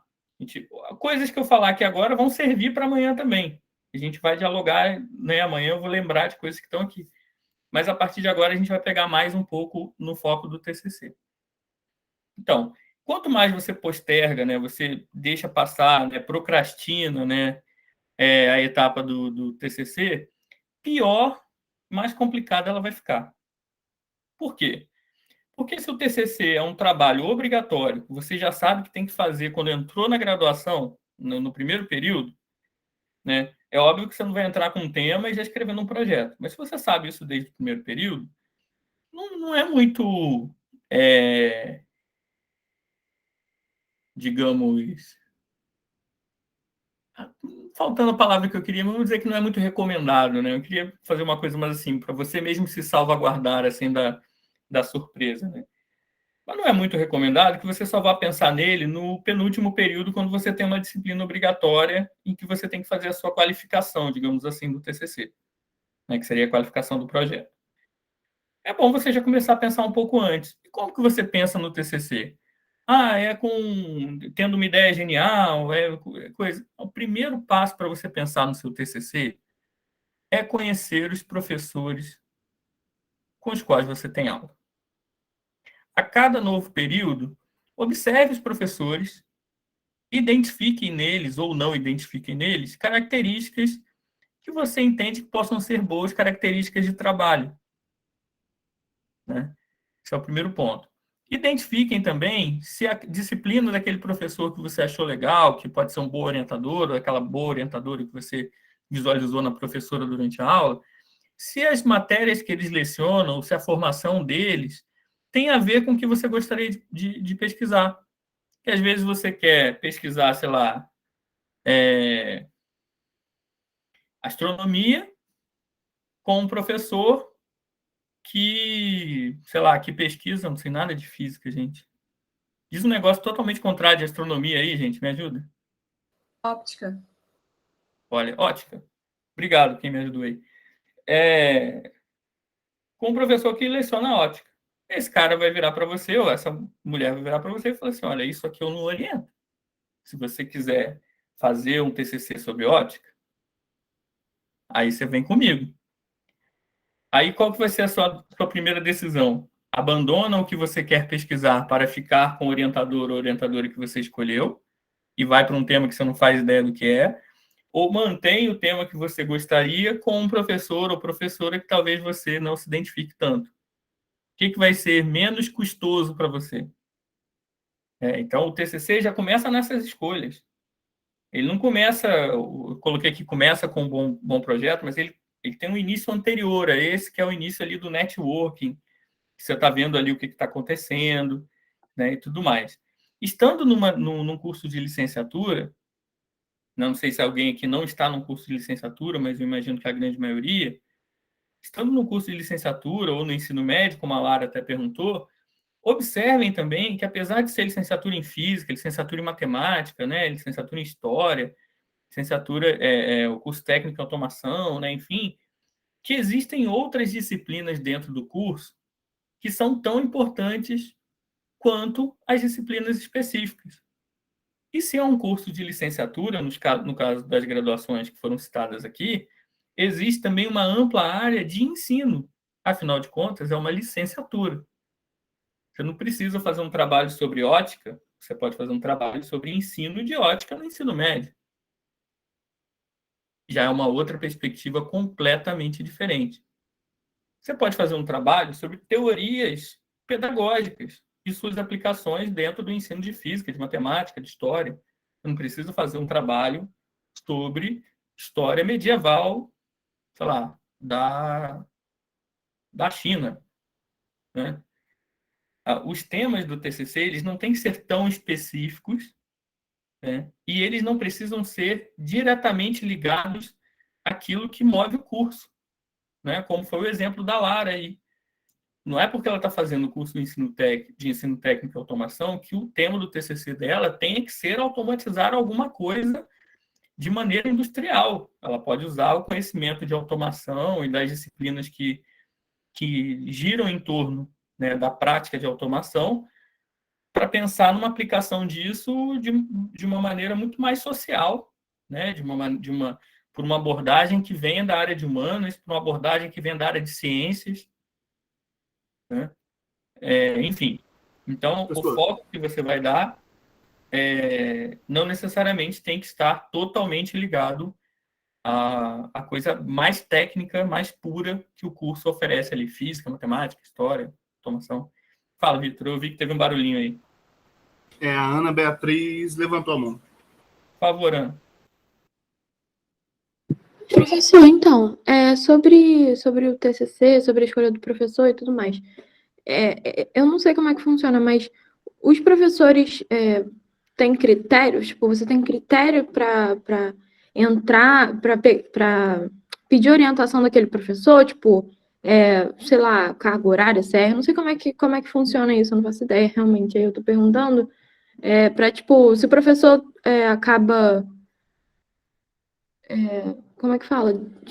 um tem mais vantagem sobre o outro em algum momento para pedir orientação daquele professor? Se os professores têm privilégio ali de escolher o aluno. Isso, assim, se, por exemplo, eu escolho tal professora, e aí tem um outro aluno que ele quer escolher essa professora também. Aí, tipo, é usado um critério, isso, ou é do professor, o professor que resolve como que faz isso, ou é um critério da faculdade? Entende o que eu tô querendo dizer? Entendi. Então, isso aí é muito variável, tá, né? Assim, você tá fazendo, você que tá fazendo na UF, né, história, né? Isso. Isso, né? Então, assim, vou te falar das experiências que eu tive, tá? Não só eu estudando, mas eu já vendo aqui os alunos até do IF aqui, da UF também, que eu dou aula na graduação da UF, enfim. Então, assim, como é que funciona isso de modo geral? Na etapa do TCC da graduação, geralmente o coordenador do curso, né, ele disponibiliza uma lista de todos os professores que estão ali aptos a orientar. E nem todo professor também tem aí essa aptidão, não no sentido de não saber orientar, mas às vezes tem alguma questão técnica mesmo, de formação, de currículo, que impede por um tempo até ele atingir um determinado número de anos na instituição, ou se tornar doutor, às vezes não é um professor doutor e tal, impede o professor, determinado professor, de orientar, tá? Então, geralmente, os coordenadores de curso, né, tem ali, disponibilizam uma lista para que vocês saibam quem são os professores que estão aptos. O primeiro contato sempre é, né? Não vou nem falar geralmente, porque sempre é o aluno com o professor, né? Porque quando parte da nossa proposição, né, nós como alunos escolher um orientador, e não é a instituição que escolhe para a gente, mas nós escolhemos o orientador, a gente vai tentar sempre ir pela empatia, né, que a gente tem pelas pessoas, e a gente geralmente pende sempre mais para o lado de quem você se dá melhor, quem você conhece mais, que você acha que é um cara ou uma mulher gente boa ali para desenvolver, para conviver esse tempo, porque a relação orientador-orientando são aí um ano, né, uns 12 meses aí pelo menos na graduação, de encontros intensos, você vai ver muito essa pessoa, você vai conversar muito com essa pessoa, vai tomar muito puxão de orelha dessa pessoa. Então, é bom que seja alguém com quem você tem um mínimo de identificação para não virar uma relação muito conflituosa. Então, esse primeiro contato, geralmente, é seu com o professor, né? De chegar, falar, tem um projeto assim, eu queria muito fazer isso no TCC, você topa me orientar. Então, geralmente, a maioria das pessoas já chega na fase da escolha do orientador, ou orientadora, né, com o nome engatilhado, né? Algumas instituições, eu acho que não é o caso da UF, nem a do IFRJ, algumas instituições pedem que os alunos disponibilizem ali o tema que eles gostariam de pesquisar, e aí a própria instituição designa o orientador pelo tema. Né? É o que eu estou te dizendo. Eu acho que não é o caso da UF, porque comigo na UF, quando eu fui aluno da UF, não foi assim. E também não é o caso do IFRJ, mas aí tem muitos alunos do IF aí, principalmente a Jennifer e a Letícia que estão formando. Eu acho que não é assim que faz aqui no IF, né? Vocês que escolhem também o orientador, imagino eu. E aí a própria instituição designa quem é o orientador. Então, isso vai muito do regulamento, da proposição interna lá que a instituição tem, principalmente que o curso pratica, né? Agora, é óbvio que o exemplo que você deu, né, hipotético, né, vamos dizer que você e eu queiramos ser orientados pela mesma pessoa, pelo mesmo professor. E esse professor só está disposto a orientar uma pessoa. Ele vai olhar os projetos ou vai ver o seu histórico escolar, aí o critério é dele, né? Se ele vai ser por como você rendeu na matéria dele, se você tem quem tem o CR maior, qual projeto agrada mais a ele, quem topa mudar o projeto para fazer uma coisa mais próxima do que ele está pesquisando. Aí é o professor que vai decidir. Se ele não quer ficar com os dois, é ele que vai criar um critério subjetivo ali, pessoal, para dizer que quer ficar com um e não quer ficar com o outro, né? Mas a primeira iniciativa, né, geralmente é do aluno procurando o docente. Às vezes, em alguns casos, acontece o contrário também, né? O professor vê que um aluno está se destacando ou na sua aula, ou percebe que aquele aluno leva as coisas com mais seriedade, né, e tal, e já até convida para não correr o risco de perder para um outro colega mais na frente lá, um bom orientando, né? Então, acontece com menos frequência, mas também acontece o professor convidar o aluno para ser o seu orientando. Não sei se eu te respondi, mas não tem um critério específico assim, não. Isso é muito, muito variável mesmo. Respondi? Respondeu sim. É porque eu realmente, como eu entrei no ensino remoto, eu não entendo muito como funcionam essas coisas. Mas você respondeu sim, muito obrigada. Não, e vocês vão ter, todo mundo que entrou pelo ensino remoto, né, começou pelo ensino remoto, vai ter esse problema de não ter tido contato com o pessoal ali, né, presencial, com os professores dos primeiros períodos, né. Alguns de vocês nem vão ter mais, porque são professores que não só dão aula naqueles períodos iniciais ali. Então, é uma perda realmente considerável, né, que vocês vão ter, infelizmente. Vitor, eu vi que tá barulhinho aí, tem mais pergunta aí?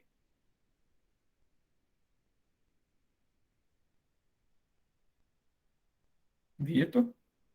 O pessoal está comentando aqui Valeu. no chat. Mais alguma coisa que eu precise responder ou falar? É mais comentário mesmo. Conversa. Eles falando como que aconteceu a orientação de TCC deles, iniciação científica. Legal. Legal Tem um essa troca de comentário experiência aqui. entre vocês no chat aí. Depois eu vou ler, que o chat fica gravado também, né? Aí eu vou dar uma lida de hoje para amanhã para também, se tiver alguma coisa que eu lembre, assim, a partir do que vocês falaram, eu já comento amanhã também. Bom, dado essa... A Gabriele comentou aqui, faça um artigo com o professor antes dele pedir para ele, ou ele ser orientador no TCC. Tem professores que são os amores dando aula. Virou seu orientador, por exemplo, se transforma numa outra pessoa. Famoso test drive, né? Pede para orientar um trabalho na semana acadêmica do campus ou da faculdade, do curso, né? E aí testa para ver como é que é, né, Gabriele? Para ver se vale a pena ficar um ano com a pessoa depois lá fazendo TCC. Boa dica. Bom, gente, aí vem essa frase em vermelho alta aí, né? Caixa alta, né? Todo TCC começa com um bom projeto. Então, ela bastante destaque, até escrevi embaixo, né? Que a ideia de que o seu TCC surge quando você elabora o seu projeto, ela parece muito óbvia, mas não é. Muitas vezes, e é o caso que acontece muito, assim, recorrente, que eu vejo na minha experiência, assim, de dia a dia aqui no IFE e vejo na UF também, eu trabalho na UF pelo consórcio CEDERJ, né, no EAD da UF, de letras, e eu vejo muito isso, assim, as pessoas têm uma disciplina que é para escrever o projeto. Aí a pessoa escreve o projeto para passar aquela disciplina. Aí essa disciplina ela é dada por um professor que nem orienta. Ele só está ali, né, tipo, para dar aquela disciplina. Aí ele dá o ok, não, beleza, você foi competente, fez um bom projeto. Aí quando você chega com esse projeto do seu orientador, ele pode ter mil problemas ali, né? Tipo, não ser a área que ele orienta, ou não ser o que ele imaginava, ou você mesmo fez aquilo 6 meses atrás, agora você já não acha mais aquele tema interessante e tal.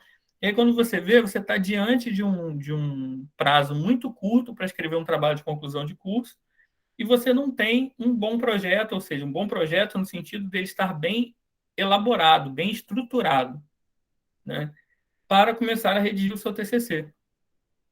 E aí, o que parecia que era óbvio, que o TCC surge no projeto, deixa de ser óbvio, porque você tem um projeto que foi aprovado, mas não serve para nada, e você tem 6 meses para escrever um TCC sobre o qual você não tem nenhuma estrutura, nada pronto previamente, vai ter que começar do zero a partir dali. Então, esse é o principal erro.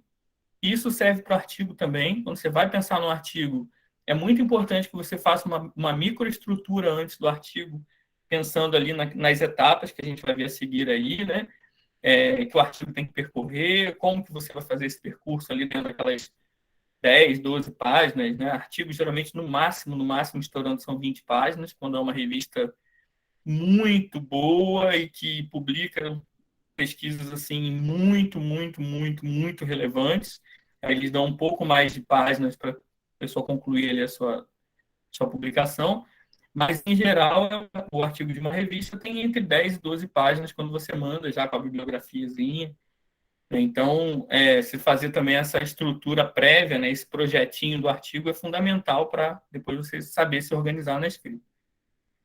Então, como eu pus aí em verde, projete seu TCC, aliás, para o seu TCC, aquilo que realmente é possível cumprir no espaço de tempo que você tem para realizar o seu trabalho. Esse é o outro ponto crucial depois que você faz o seu projeto. Não adianta você, aluno da matemática,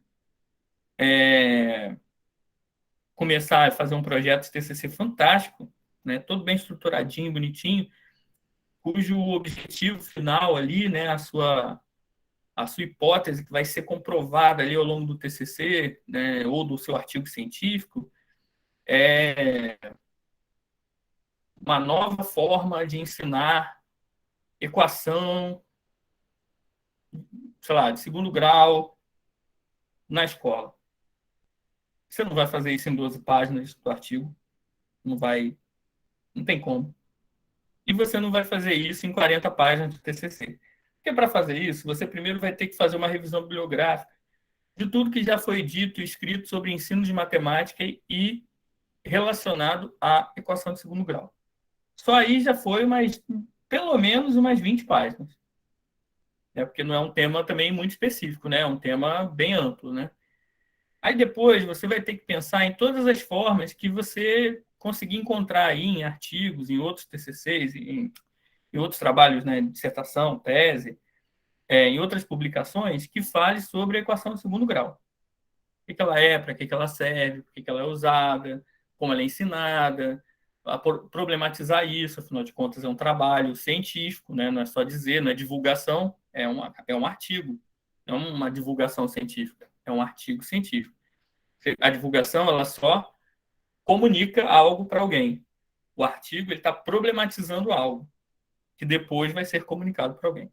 Então, né, o TCC idem. Então, não, né, você vai ter que problematizar isso, vai ter que desenvolver ali todo um raciocínio, uma lista de argumentos, né? E você vai criar um novo método, então você vai ter que mostrar esse método na prática. Como que é esse método aí? Você vai abordar esse método com quantas turmas, de quantas escolas diferentes, como que você vai mensurar esses dados, depois analisar esses dados. Quando você vê, seu trabalho já está com 200, 300 páginas. Então, é óbvio que isso não é um tema para um TCC. E é óbvio que isso não é um tema para um artigo científico. Né? Então, é muito importante saber fazer esse recorte, essa delimitação de tema. Né? Como que você delimita o tema? Você vai dentro dessa esfera aí, vamos dizer, por exemplo, ensina um novo método de ensino de equação de segundo grau na escola. Você vai dentro disso aí, vai recortar, vai pinçar aí uma partezinha de tudo isso e vai elaborar o seu artigo ou o seu TCC. E aí você vai lá dentro disso, vai buscar assim a equação de ensino grau, a equação de segundo grau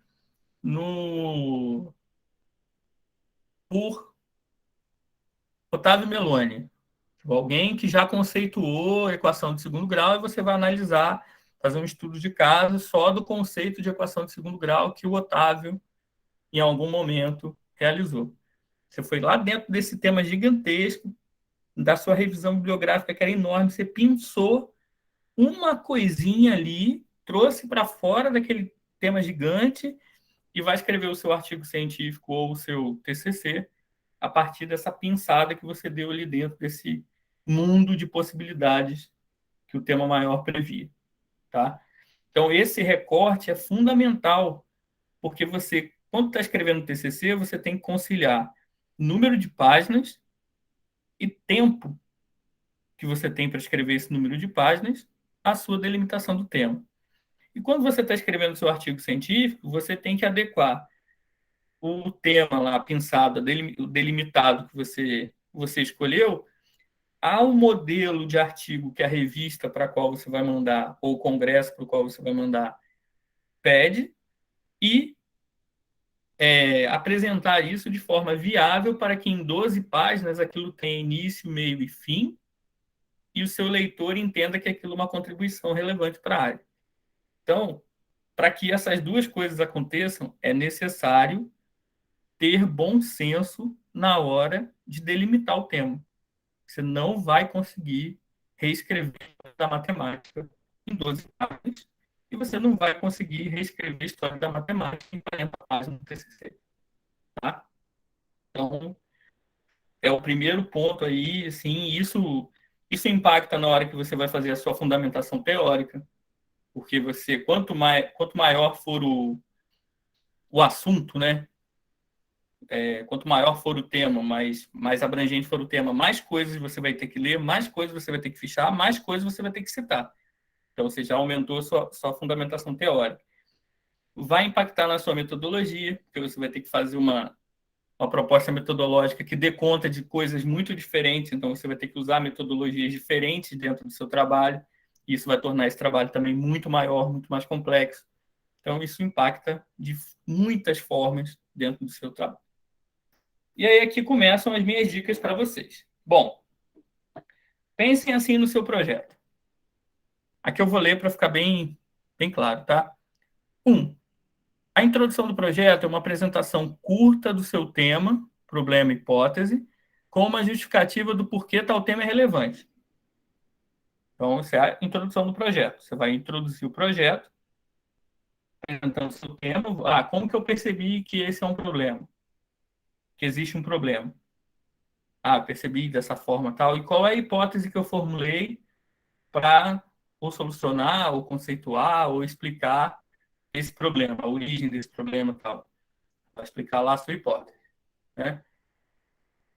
E aí depois você vai dizer por que isso é importante para a área. Né? A introdução do projeto geralmente é isso. Porque também não adianta você pesquisar uma coisa que não é importante para a área. Né? Tipo, eu vou pesquisar porque 2 mais 2 é 4. Eu imagino que talvez não seja tão importante para matemática isso, porque isso já é uma... Na aritmética simples é uma questão superada. Eu sei que existem diversos outros cálculos complexos que mostram que não é tão exato assim, né? Mas, de alguma forma, isso já está ali, já é um consenso, pelo menos em determinada abordagem matemática. Então, talvez isso não seja mais relevante para a área. Né? Já foi muito trabalhado, um tema muito já revisitado. Ou é um tema muito fora do centro, assim, também, né? Tipo, fora da lógica da área, né? Então, de repente, também ele não é relevante por isso, né? Então, na verdade, aqui você não tem que dizer por que não é, você tem que dizer por que é, né? 2. Os objetivos geral e específicos do seu projeto são o ponto aonde se pretende chegar com a pesquisa, o geral, e as etapas necessárias a percorrer, os específicos, para chegar ao ponto desejado. Então, quando você cria os objetivos do projeto, o objetivo geral é a comprovação dessa hipótese, é a confirmação dessa hipótese. É o que você pretende atingir com o seu trabalho. E os objetivos específicos são como degraus que você vai ter que subir para alcançar esse objetivo geral. Então, os objetivos específicos estão no plural, porque tem que ser mais de um, geralmente são 3, máximo 4, ainda mais no TCC, geralmente são 3. Né? Eles são etapas que você precisa percorrer para atingir o objetivo geral. Tá? A metodologia indicará de que forma você pretende percorrer o caminho. Né? Se os objetivos específicos são o que você tem que fazer, que você tem que cumprir para chegar no objetivo geral, a metodologia vai dizer como você vai cumprir cada objetivo desse. De que maneira, de que modo. Né? Vai ser lendo, é uma pesquisa bibliográfica, vai ser indo a campo, entrevistando pessoas, observando, é uma pesquisa de campo? Não, é uma análise de caso, é um estudo de caso, vou selecionar um caso específico, estudar esse caso, fazer minhas análises sobre ele. Não, eu vou fazer uma pesquisa que vai ter questionário. Não, eu vou fazer uma prática que eu vou ter que fazer um relato de prática depois. Então, a metodologia vai estar dentro dessa lógica. Tá? como você vai percorrer esses objetivos específicos para chegar no geral. A fundamentação é uma espécie de mapa compartilhado por outros viajantes que já trilharam a mesma estrada ou passaram por ela, que foi um pouco do que o José falou lá no início. Eu uso a minha fundamentação teórica, que é onde entram as citações, as leituras prévias, que vão embasar o meu texto, que vão dar relevância ao que eu estou escrevendo. Eu vou usar isso como um mapa. Se eu estou escrevendo sobre a história da equação de segundo grau, e eu estou pesquisando autores que já fizeram isso, que são referências nessa área, é porque eu vou me utilizar, né, da experiência que esses autores tiveram e publicaram para construir o meu caminho. Então, eu já não vou caminhar do zero, eu vou caminhar a partir desses caras, a partir desses textos. E vou trazer esses textos para dentro do meu texto. E essa técnica aí de citação é uma das coisas que a gente vai ver no nosso encontro de amanhã. A gente já está programado para amanhã. Então, por isso que eu disse que é um mapa compartilhado, né? Se você vai, sei lá, vai viajar para um lugar que você nunca foi, tem algum amigo que já foi, você pede mais dicas. Aqui você foi por tal caminho, qual a melhor estrada, onde que é o melhor lugar para parar, para almoçar, para descansar no caminho. Esse teu amigo vai te dar os bizus ali, né? As dicas, né? De como se comportar melhor nessa estrada. A fundamentação teórica vai funcionar um pouco desse jeito na hora que você estiver redigindo. Você vai lá porque você vai conversar com textos que já percorreram o caminho que você está se propondo a percorrer. Então, você vai ali pegar dicas, pegar as citações, né, as dicas, né, o pensamento, dar uma clareada nas suas ideias, para poder fundamentar bem o seu caminho e você já não percorrer ele sozinho e não percorrer ele do zero. Tá? E, por fim, o cronograma, que parece óbvio também, mas não é, né? O cronograma te diz quantos dias de férias você tem para ir e voltar dessa viagem sem sair antes e sem voltar depois. Quando a gente faz o cronogramazinho no projeto, que é só marcar X ou pintar o quadradinho lá, o que a gente está dizendo quando entrega aquele projeto é que a gente vai cumprir aquelas etapas naqueles prazos.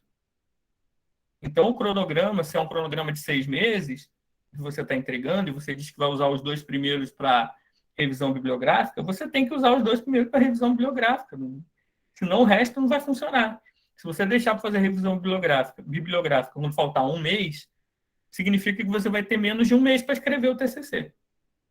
Então, essa programação do cronograma ela tem que ser o mais real possível para você entender se você consegue ou não entregar, dar conta desse trabalho dentro daquele prazo, né, para não gerar os traumas depois.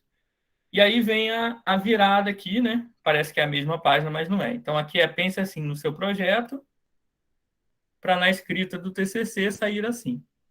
A introdução do projeto será ampliada e reescrita ao término do TCC, se tornando assim o capítulo de introdução do seu TCC. Tudo que foi feito nessa primeira parte aqui, do Pense Assim Seu Projeto, vai ser reaproveitado no TCC, de alguma forma. Por isso que eu disse que o projeto bem estruturado, ele te põe assim muitos passos na frente na hora de redigir o seu TCC. E serve para o artigo científico também. Né? Por que eu estou dizendo aqui que essa introdução será ampliada, porque ela precisa ganhar mais corpo, né? ser maior, mais páginas, e reescrita ao término. Porque a introdução de um trabalho científico, seja do artigo, seja do TCC, seja da dissertação, seja da tese de doutorado, é sempre a última coisa que a gente escreve do texto. Como que você vai introduzir um trabalho que ainda não existe? Importante vocês pensarem nisso. Como que eu vou fazer a introdução do meu TCC se o TCC ainda não existe? E se eu estou propondo uma prática que não funciona? Eu vou ter que voltar e reescrever a introdução, porque não funcionou. E na introdução eu disse que a prática ia funcionar. Como que eu vou colocar o resultado, o caminho da pesquisa na introdução antes de realizar a pesquisa por questionário aberto, seja lá como for, se eu não conseguir público? Quando eu fiz o questionário e fui nas escolas, pedi para as pessoas responderem o questionário, ninguém quis responder, ninguém aceitou responder. Aí você vai ter que voltar e reescrever a introdução. Então, a introdução é a última coisa que se escreve no trabalho. Depois que você concluiu, resultados esperados, conclusão, beijo para minha mãe, para meu pai, para você, bibliografia, anexo. Aí você volta lá, pega a sua introdução do TCC, do projeto, aliás, de TCC, que já era mais ou menos um indicativo inicial do que qual era a sua ideia e tal, e vai ampliando esse texto de acordo com o que foi realizado durante o trabalho que ocasionou, né, culminou na escrita do trabalho, tá? Bom, os objetivos específicos, em geral, são 3. E eles serão os capítulos do seu TCC. Então, vamos pensar assim. Se o objetivo geral do trabalho é fazer um desenho bonito, né, os meus objetivos específicos são desenvolver traço avançado em caneta de nanquim. Segundo objetivo específico, acompanhar a evolução do desenho ao longo da história da humanidade. Terceiro objetivo, realizar prática de desenho com a turma do ensino médio. Cada objetivo específico desse vai ser o tema central de um dos capítulos do seu TCC, ou pelo menos deveria. Porque quando eu digo que eu vou examinar a caneta de nanquim, eu estou pensando em um dos meios de fazer o desenho, estou pensando nos métodos que eu vou utilizar para esse desenho. Quando eu digo que eu vou praticar isso com uma turma, eu estou indo para uma metodologia ativa de prática e relato de experiência. Então, isso é um outro capítulo dissociado do anterior. E quando eu digo que eu tenho que investigar lá o desenho ao longo da humanidade, eu estou indo para um capítulo bibliográfico, que tem uma outra metodologia. Eu vou fazer uma revisão bibliográfica sobre o desenho de nanquim na humanidade.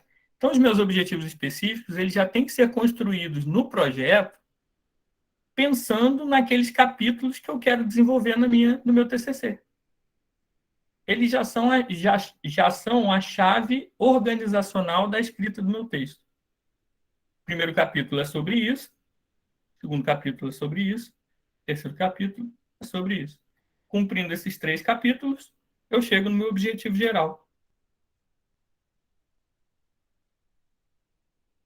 Bom, o método escolhido determinará as ações que você terá que realizar para comprovar sua hipótese. Ler, entrevistar, realizar práticas, experiências laboratoriais, construir o protótipo. Vai depender do seu tipo de pesquisa, da sua área de concentração, né? E, enfim, em letras, por exemplo, é muito, muito, muito, muito mais comum a pesquisa bibliográfica, porque as nossas pesquisas, basicamente, envolvem leitura e análise da leitura. Então, a pesquisa em letras é uma pesquisa basicamente bibliográfica. A pesquisa em ensino é uma pesquisa que geralmente envolve realização de prática, estudo de caso, relato de experiência. Também tem uma parte bibliográfica importante, mas já envolve algumas metodologias mais ativas, digamos assim. Né? Não é você com você mesmo lendo e analisando. Você também precisa ir a campo, conversar com o professor, com o aluno, conseguir entrada dentro de uma turma para realizar uma prática e coletar os dados no final dessa prática para ver como foi, se a ideia funcionou ou não. Tudo isso é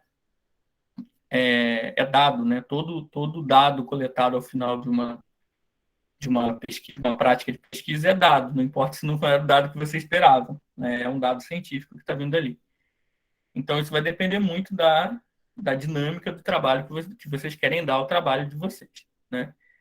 E mais à frente aqui tem uma tela só sobre método, e aí tem cada um desses aqui, dessas ações mais organizadas e aonde e como elas funcionam, tá? Bom, 4. Os principais autores e obras apontados em sua fundamentação teórica povoarão todo o seu TCC, sustentando suas ideias e suas propostas. Então, se aqui anteriormente eu disse que a fundamentação é um mapa compartilhado, ele vai ter um mapa compartilhado no trabalho inteiro. Por que isso é importante ser dito aqui? Porque quando a gente faz o projeto, geralmente a gente segmenta. No projeto a gente coloca objetivos, metodologia, fundamentação, delimitação do tema, que geralmente é a introdução, né? A abertura do trabalho ali, e resultados esperados. Então, lá no projeto, fundamentação teórica fica setorizado. né? Tá ali, uma parte, uma seção do projeto. Mas na hora que a fundamentação vai ser aplicada ao TCC, você não vai ter um capítulo de fundamentação. Você vai ter a fundamentação dissolvida ali, disseminada ao longo da escrita do TCC como um todo, né? Do artigo científico também, mas é um trabalho menor, né? Mas vai ter ali ao longo da escrita daquilo como um todo.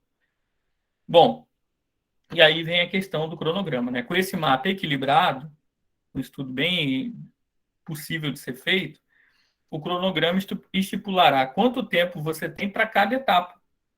A pesquisa, a escrita, a realização de alguma prática, né? Enfim, isso vai ser meio que sua bula aí, seu direcional, para você saber se o seu trabalho está dentro do prazo, se está apertado, se vai ter que correr, se não vai dar tempo de entregar, se vai dar tempo, mas se vai ter que acelerar um pouco alguma etapa ou eliminar uma etapa. São coisas que acontecem ao longo da pesquisa. Nem tudo que é planejado também é realizado. Tá? Tem alguma dúvida aí, Vitor, sobre isso? Alguém quer perguntar alguma coisa? Professor, a Ana Beatriz levantou a mão. Por favor, Ana. O senhor disse que os objetivos específicos no TCC se tornam capítulos, mas dentro de um artigo, onde que entram esses objetivos específicos? Eles podem... Aí depende do tipo de artigo que você está escrevendo também, Ana. Porque, assim, como o artigo ele é um recorte menor que o TCC, ele, por exemplo, né, como eu falei, ele é uma etapa de uma pesquisa maior. Então, de repente, o artigo é só um relato de prática, digamos assim. E aí o relato de prática, como o próprio nome diz, é um relato, é um texto basicamente narrativo. Você que está fazendo licenciatura, né, de repente quer fazer o relato de uma prática que foi aplicada no momento em que você estava no estágio de história, numa aula do ensino fundamental, na escola que você está, e aconteceu alguma coisa muito interessante, e a partir daquilo ali você mudou o seu olhar de professora, futura professora de história, tal. Isso é um relato de prática, então pode ser um artigo nesse modelo que não vai ter tanto essa marcação de objetivos específicos, né? Metodologia, porque a metodologia já é o artigo, né? Já é o relato, enfim. Mas se for um artigo mais pensado por essa fragmentação, muito provavelmente esses objetivos específicos desse projetinho que você vai fazer antes, né, do artigo, eles vão ser subseções dentro do artigo. Eles vão ser... Bom, por exemplo, vamos dizer que você tenha feito uma pesquisa em história, né, sobre a história dos trabalhadores da cana-de-açúcar em Campos dos Goytacazes, que é um tema aí até bem relevante para a região que você está estudando, né? Campos é um lugar de grandes usinas, né? Tem uma história muito grande da cana-de-açúcar em Campos e tal. E aí você está fazendo essa pesquisa maior lá. Aí você resolve fazer um artigo sobre, né, um recorte dessa pesquisa do momento em que Campos foi o maior expoente de cana-de-açúcar do Brasil. Não sei nem se isso aconteceu, mas vamos dizer que tenha sido. E aí, quais vão ser os seus objetivos? O seu objetivo geral, né? Tipo, vamos dizer, não desenvolver não, né? Demonstrar como a cidade de Campos do Goytacazes já foi a principal potência de cana-de-açúcar do Brasil. Aí, quais vão ser os seus específicos desse geral? Apontar os motivos sociais que elevaram Campos a esse status. Demonstrar como tal ascensão não representou o desenvolvimento social da cidade. Vamos deixar esses dois aqui. Aí, na hora que você for redigir o artigo, você sabe que o seu objetivo geral com o artigo é mostrar para a comunidade acadêmica de história que a cidade de Campos já foi uma grande potência de cana-de-açúcar, mas isso não se refletiu num desenvolvimento social mais, digamos, igualitário. E aí os específicos, né, vão ser as subseções desse artigo. Você vai fazer primeiro, todo artigo vai ter a sua introduçãozinha, a sua apresentação, e aí depois você vai fazer lá, geralmente é numerado, né, 1.1, aí depois 1.1, 1.2, aí você você vai colocar lá assim, desenvolvimento agrícola e abismo social. Aí isso já cumpriu um objetivo específico que você colocou antes.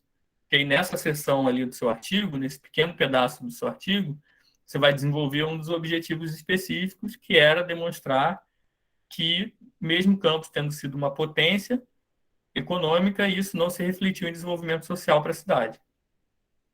Aí você vai dizer por quê, nessa parte. Aí na outra parte você já vai lá e vai pegar o outro específico, no 2.0, você já vai quebrar por um outro caminho, né? Que fatores, de repente, naturais elevaram Campos a esse status. Aí você vai para um outro caminho. Então, os específicos no artigo, eles não vão ser de capítulos, né? Porque o artigo não tem capítulo.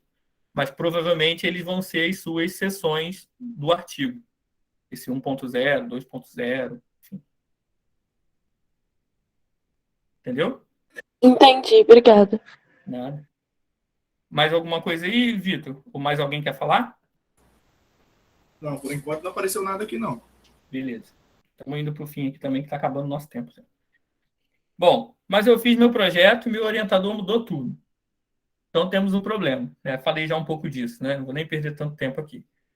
Ou seu projeto tinha alguma incongruência, ou seja, ele tinha algum erro, ou conceitual, ou era muito grande, ou não era adequado à linha de pesquisa do orientador, né? Que precisou ser revisado pelo orientador. Ou você e seu orientador precisam conversar muito antes de escrever o TCC, porque se vocês já estão discordando no projeto, é melhor nem entrar no TCC, né? Ou você admite que vai ser como ele quer e eu vou só fazer o que ele quer ou ela quer para entregar a MV livre disso, ou você vai ter aí 12 meses, né, de bastante dor de cabeça, porque vocês vão ficar brigando o tempo todo, né?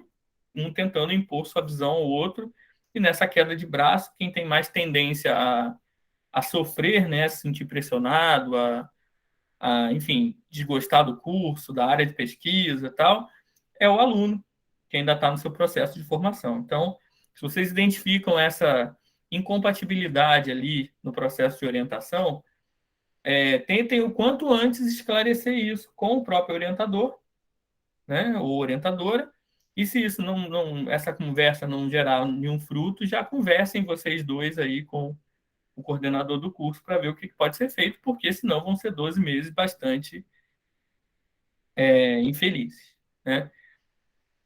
Bom, escrever um TCC sem um projeto bem equilibrado e que já te ajude na estrutura do trabalho final dará o triplo de trabalho, além de ser uma viagem sem nenhuma bússola e uma entrada em uma estrada desconhecida, né? E tem o John Travoltazinho perdido aí, que é assim que a gente fica lá quando não tem projeto, não tem orientador. Bom, tá bem, tem um bom projeto, e agora? Para a escrita do TCC em si, é fundamental que você tenha 2 pontos muito bem definidos e planejados: a metodologia e a fundamentação teórica. Porque o tema e o recorte do tema você vai fazer por bem ou por mal. E se você não fizer tão bem, nos encontros de orientação, você vai acabar entendendo como tem que fazer e o seu orientador ou orientadora vai ajudar você a definir isso.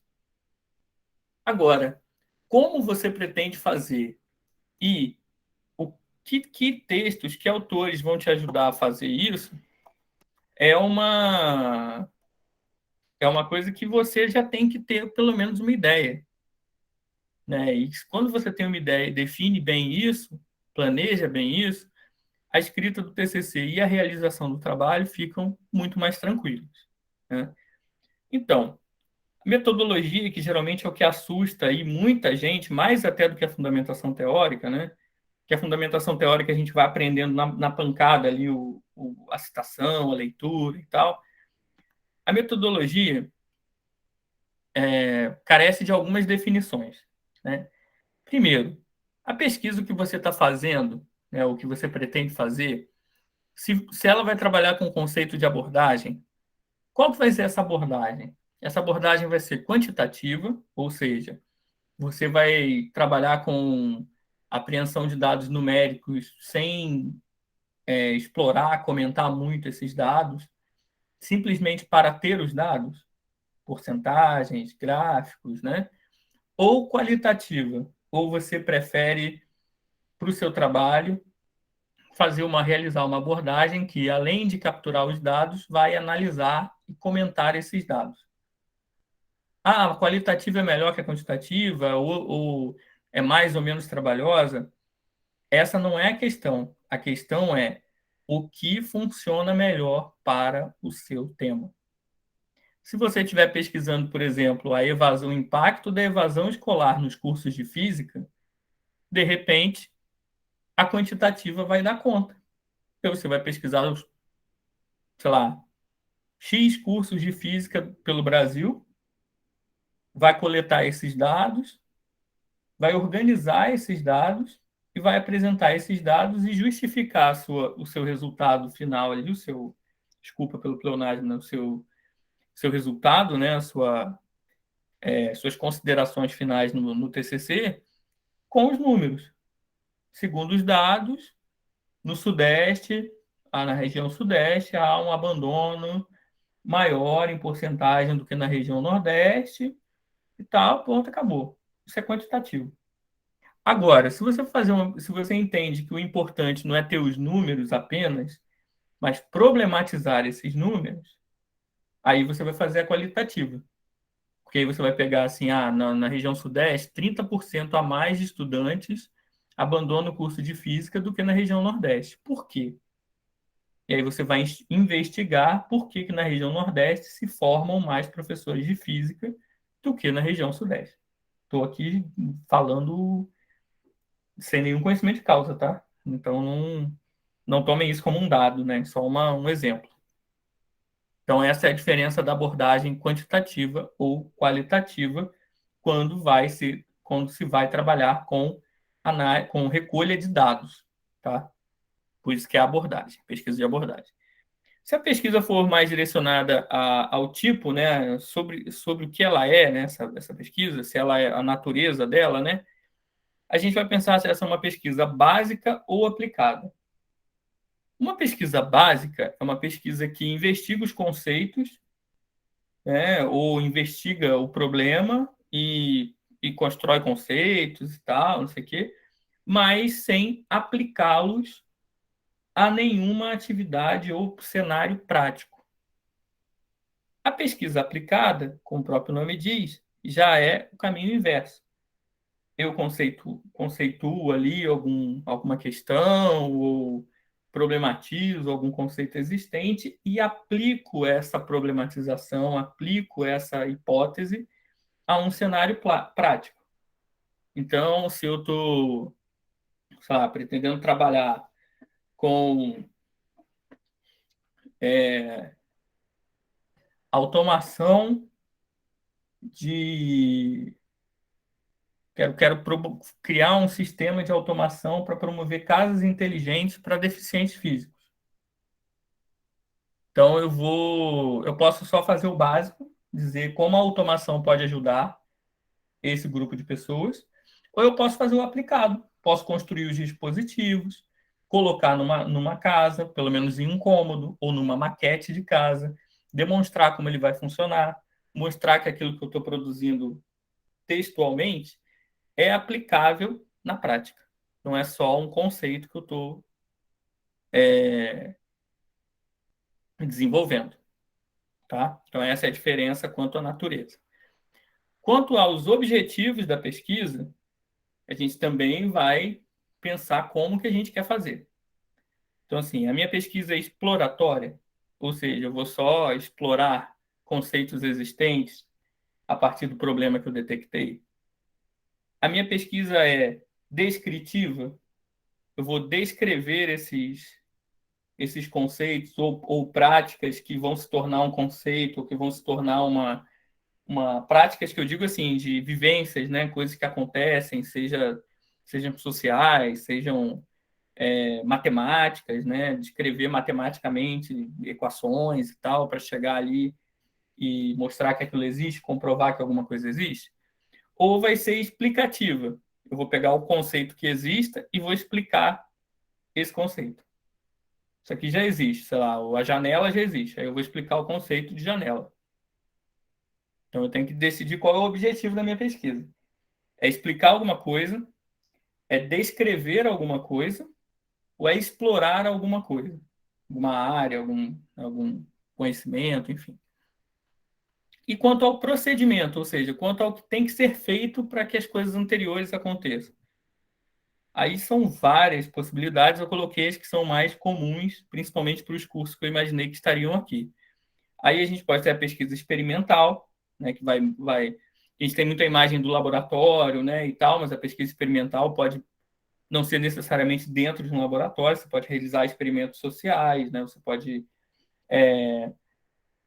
realizar experimentos ao ar livre, não necessariamente experimentos científicos, biologia, física, né, mas experimentos que partam de um conceito de que determinada ação realizada gere um determinado efeito, e aí você vai ter que comprovar isso experimentando, né? Você pode fazer a pesquisa bibliográfica, que foi o que eu falei que é mais comum na letras, na área de educação um pouco também, mas principalmente na letras, que é você trabalhar apenas com a leitura e análise de leitura. Né? Você pode fazer uma pesquisa de campo, que seria você ir à rua, ir à escola, ir a um instituto de física ou um instituto de pesquisa avançada, tal. E nesse campo aí você fazer a pesquisa, entrevistando pessoas, coletando dados, observando. Né? A pesquisa de campo é muito ampla. Você pode, dentro da pesquisa de campo, você pode realizar várias ações. E aí, quando você pensa assim, você vai entrevistar alguém, você tem que pensar se essa entrevista é uma entrevista com perguntas abertas ou fechadas. Ou seja, uma pergunta fechada já direciona a resposta. Se a resposta é sim ou não. Ou dá lá várias opções e a pessoa marca quantas ela quer, ou marca uma. Né? Agora, a pesquisa aberta, você só pergunta e a pessoa responde o que quiser. E depois você vai ter um trabalhão para analisar toda aquela resposta da pessoa, seja por escrito, seja em áudio. Né? Então, pesquisa de microfone aberto, que você só liga o microfone e diz assim, fala aí sobre a sua experiência docente. E a pessoa vai falando, falando, falando, falando, falando. E depois você tem que ouvir aquilo, transcrever, analisar. Né? Então, a pesquisa de campo é muito ampla, vai se desdobrando. A pesquisa documental, que diferente da bibliográfica, é uma pesquisa na qual você trabalha com documentos que ainda não foram analisados. Então, o exemplo que eu dei aí para a Ana Beatriz, lá do ciclo da cana-de-açúcar em Campos. Ela pode descobrir lá na biblioteca de Campos, na prefeitura de Campos, uma pasta com documentos sobre os anos 70 do século XX que falam sobre o ciclo da cana na cidade que nunca foram analisados por ninguém. Ela vai pegar aquilo lá, vai sentar, vai ser a primeira a analisar aquilo academicamente, cientificamente, e vai partir daqueles documentos e vai tentar ali, como historiadora, construir a história daquele período por aqueles documentos. Isso é uma pesquisa documental. Né? Pesquisa de levantamento, aí você é levantar dados. Você não precisa gerar os dados. Você vai ter que levantar dados já existentes. Né? Então, eu vou analisar como cada curso de matemática do Brasil faz o ingresso dos seus alunos. Então, você vai levantar esses dados, porque esses dados já existem. Né? Pelo menos deveriam existir, né? Os cursos deveriam ter lá arquivados como são os seus processos de ingresso para o curso. Um estudo de caso. Né? Você vai pegar um episódio famoso, um episódio relevante da história da sua área e vai estudar aquele caso. Então, sei lá, coisa bem nonsense aqui, só para ficar o exemplo. Assim, eu vou analisar o acidente nuclear de Chernobyl. Isso é um caso. E aí você vai pegar esse caso e vai fazer um estudo desse caso. Vai procurar tudo que tem sobre isso, já escrito, já gravado, documentário e tal, e vai produzir um estudo seu sobre esse caso lá na área de química ou de, enfim, social, dos desdobramentos que aquilo causou para a Ucrânia, né? Enfim, para a própria União Soviética e tudo mais, antiga União Soviética. Survey aí, né? Esse nome, não sei nem se falei certo, mas é esse nome estrangeiro, né? Para pesquisa de tipo formulário, né? Como a gente faz hoje aí os do Google Docs da vida. Né? Quando você vai até a pessoa, né? Delimita um grupo e vai perguntar a esse grupo, né? Manda, de vez em quando a gente recebe isso até no e-mail, assim, né? Alguém manda para a gente lá assim, estou aqui realizando meu doutorado, seria importante que você respondesse essa pesquisa para mim, porque essa pessoa delimitou o professor de instituição federal como grupo de interesse dele e está fazendo esse formulário, esse survey com esse grupo, né? E etc. Aí, porque tem muitos outros tipos, alguns que eu não trouxe porque eu achei que eram muito específicos de áreas mais experimentais. Eu acho que esses são os principais e que dão um pouco conta do que vocês costumam trabalhar ou costumam ver aí na faculdade de vocês. E aqui eu já vou deixar para amanhã, porque já chegamos ao nosso limite, sobre a fundamentação teórica, porque a gente parte daqui para falar das citações e tal, e aí eu começo a explicar aqui, começo daqui amanhã, e aí a gente continua daqui em diante para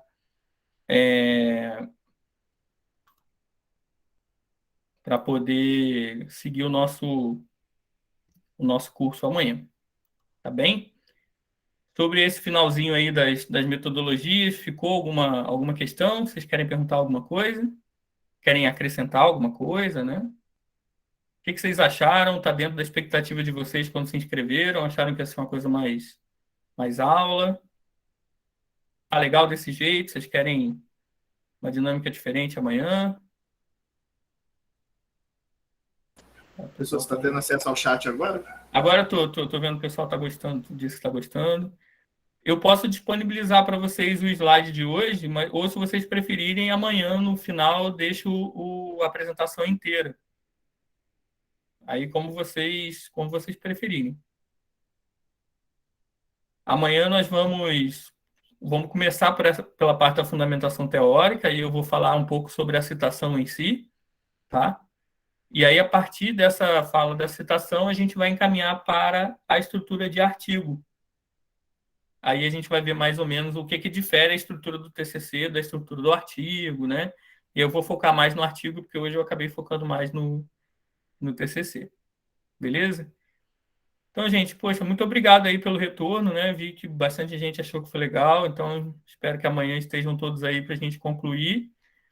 E valeu mesmo pela atenção de vocês aí durante essas 2 horas. Agradecer ao Vitor aí que nos auxiliou hoje, que também vai estar com a gente amanhã.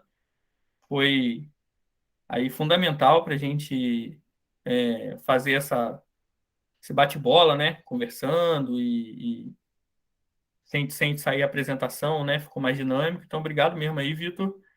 E amanhã a gente se encontra. Ô, Vitor, estão perguntando aonde que vai ficar a gravação, se ela vai ficar disponível.